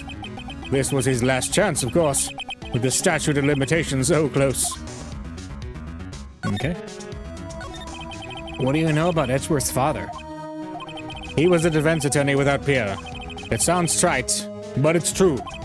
Well, he may have had one peer, now that I think about it. Your mentor, Mia Fey. My sister? Gregory Edgeworth was very disapproving of Mr. Von Karma's techniques. That's no surprise. Von Karma is an extreme man. Forged testimonies and evidence are nothing to him. The result, he has a perfect win record in court. To beat him, Gregory Edgeworth tried to call attention to his methods. And? He lost, and died in despair, as it were. I see. When Gregory Edgeworth was killed, the police called on a spirit medium. That was your mother, Misty Fey.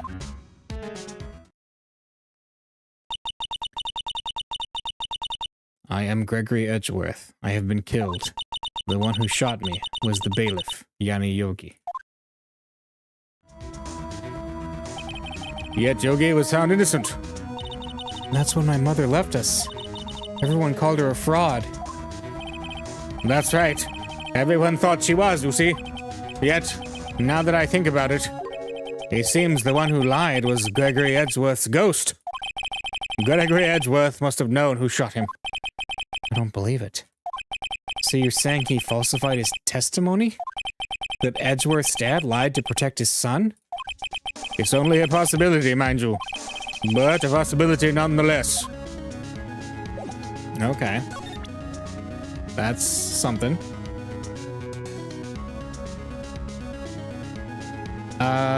Would he say anything about the letter from the safe? Oh, so this is the letter. It does seem that Yogi was following this letter when he killed Hammond. But why kill Robert Hammond? Hammond was a skilled defense attorney, but he defended clients not for their sake, but for his own. Huh? His own sake? He never trusted his clients, that one. The only thing he trusted was his own ability. But he got his client found innocent, so why should it matter? Actually, my dear, it's quite different. He won that innocent verdict for no one but himself. Yogi was a free man, but socially he was ruined. Huh? You'll understand soon enough.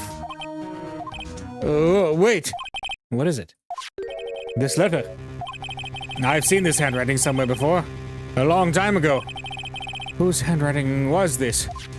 Do you have an idea who wrote this? Miles Edgeworth, Yanni... Manfred von Karma. Was it him? Could it be Manfred von Karma? Von Karma? Why would he have something to do with this? Well, I'm not sure. Von Karma. Wait! You're right, my boy. This is Von Karma's handwriting. I'm sure of it. I used to see it all the time on court reports. What? But that means the one who told Mr. Yogi to kill was... Correct. Manfred von Karma himself. What does this mean, then? Why would von Karma want to frame Edgeworth? Let's talk. If it truly was von Karma who wrote this letter, then he would know the truth. he would know that Miles Edgeworth had accidentally killed his own father. Huh? He'll say as much tomorrow in court, I should think. He'll press the point until the court finds Miles Edgeworth guilty. Oh no. But how could Von Karma know about Mr. Edgeworth's past like that? Even Mr. Edgeworth thought it was just a nightmare. That I do not know. Yet I do know that Von Karma is both persistent and a perfectionist. He may be seeking to satisfy a grudge against Gregory Edgeworth by hurting his son. What do you mean? It was 15 years ago. Von Karma met Gregory Edgeworth in court, and Von Karma did win, but he didn't make it through the trial unscarred. What happened in the trial between Edgeworth's dad and Von Karma? Von Karma got the guilty verdict he wanted. He won the trial. But Gregory Edgeworth accused Von Karma of faulty evidence. And though he lost the trial, Mr. Edgeworth's accusation stood. Faulty evidence? It was the only penalty Von Karma has ever received in his career as a prosecutor. Gregory Edgeworth dealt a blow to his perfect trial record. Wow. It must have been quite a shock for Von Karma. He took a vacation for several months after that, you see. A vacation? Yes, an unusual event for the man. That was the first and the last vacation he's taken in his many years of prosecuting.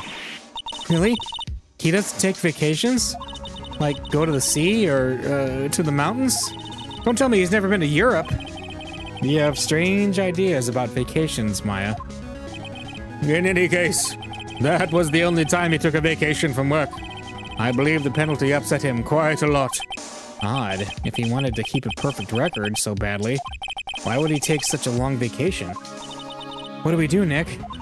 Von Karma is going to bring up Deal 6. You can bet on it. What if Mr. Edgeworth pleads guilty to Deal 6? I won't let him. Yes, Mr. Wright. I hate to say this, but even accidental murder is still murder, you know. I know that.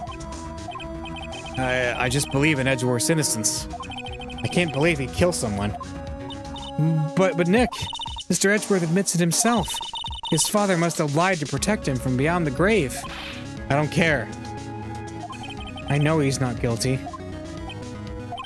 Mr. Wright, if you say so, I suppose I could check again. The police files might hold something of interest. Mr. Grossberg, thank you. I can't promise anything. In fact, I think the chances of finding something are slim. I understand.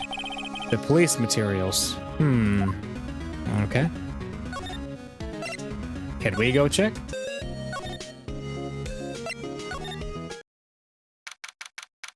December 27th, Police Department, Criminal Affairs. There's hardly anyone here. Everyone must be out looking for the old guy, Yogi. Ah, Chew! I don't think Gumshoe will be coming back today. He's staying out late looking for someone. Sounds like Detective Gumshoe is pounding the pavement for real. We were wondering if we could check out the records room again. Well, now I can't just have anyone wandering around in there. But I guess Mr. Von Karma's in there now anyway. You can go in as long as he's there. Von Karma? Yeah, he just arrived, actually. Von Karma's in the records room. Nick, let's hurry!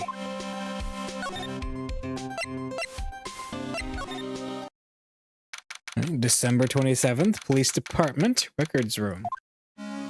Dusty as always. We were only here just yesterday. I'm sure they just haven't had time to clean. What's wrong, Nick? Nothing. I was just noticing that he isn't here. Von Karma. Here are files of collected case reports. There's quite a large volume of reports here. Wow. These are all case reports? Yeah. It's like a graveyard of police cases. I guess my sister's case report is in here too. Quietly gathering dust. There are shelves stuffed with case files at the back of the room too. Forgotten cases rotting away for eternity. Nick, let's get what we need and get out of here. All this dust is getting to me. It looks like there are files inside this glass case. This case is so dusty I can't see what's inside. Nick, it's locked. They must keep important case files in there. This cabinet is where they keep evidence for current cases. Some of the things are obviously murder weapons, others are question marks. Most of it just looks like random junk. Nick, what do you think this clothespin is for? Don't touch that. It's evidence. Oh, is this it? Huh? One of the drawers here is open. Someone must have been looking at it recently. The label says unsolved cases, evidence. Unsolved cases. Nick, the file for DL6, it's completely empty. What? What are you doing in here? Ah! Von Karma! You. How do you know my name? Huh? Have we met? What are you saying? We see each other every day, don't we? We're Miles Edgeworth's defense team. Defense team? I beg your pardon. You see, I rarely remember defense attorneys. They're like bugs to me, needless things to be crushed. I can see how this guy was Edgeworth's mentor.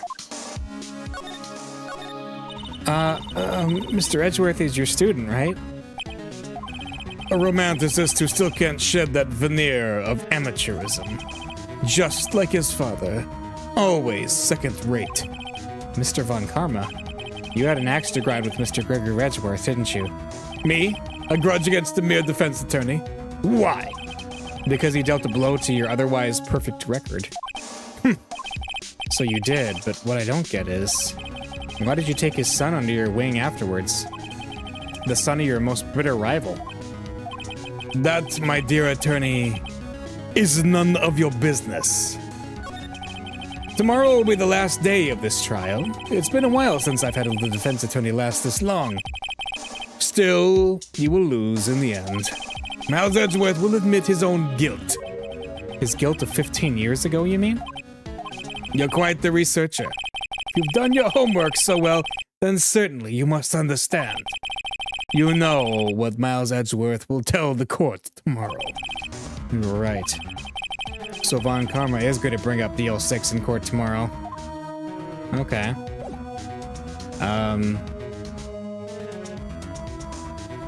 Well, let's see. The letter, I guess? Mr. Von Karma, have a look at this. This was you, wasn't it? You instructed Yanni Yogi to commit murder. Yanni Yogi. How many years has it been since I've heard him called by that name? He's a fool. I told him to burn it after he read it. Huh? So you admit it? You wrote Mr. Yogi this letter? Yes, my dear defense attorney. Thank you for taking the trouble to bring it to me. You've saved me from a lot of needless hassle. What? Nick, what is that thing? A stun gun for self-defense, usually. Indeed, 600,000 volts will course through your body like a dog touching an electric fence. 600,000? Oh, don't worry. People don't die from it, usually. Now give me the letter. No! No! Whoa, what are you... Nick, run! Ah! Maya, out of my way!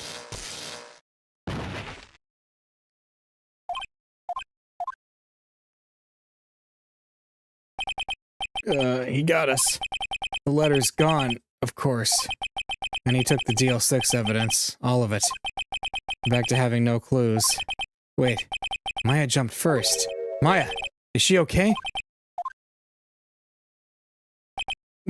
Maya? Maya, open your eyes. Maya. The letter, did he take it? Huh? Oh, yeah. Are you okay? I couldn't stop him. I jumped as fast as I could, but one shot from that thing knocked me out cold. I'm useless. I'm no good as a lawyer or a medium. I can't even call my sister. Not even now when we need her the most. I wish I hadn't woken up at all.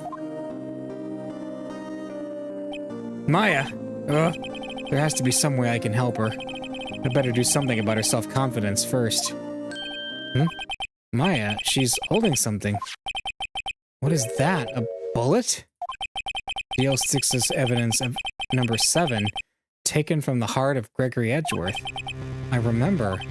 Von Karma was holding this when Maya jumped him. taken from Gretchen Edgeworth's heart still bears clear ballistic markings. I'll prove it to you, Maya. You're most definitely not useless. I'll prove it to you in court tomorrow. All right. I was going to get to the end of this investigation, and then we can get to the final day of the trial. And after that, yeah, that's a good stopping point. So I will wrap it up here. All right. See you next week.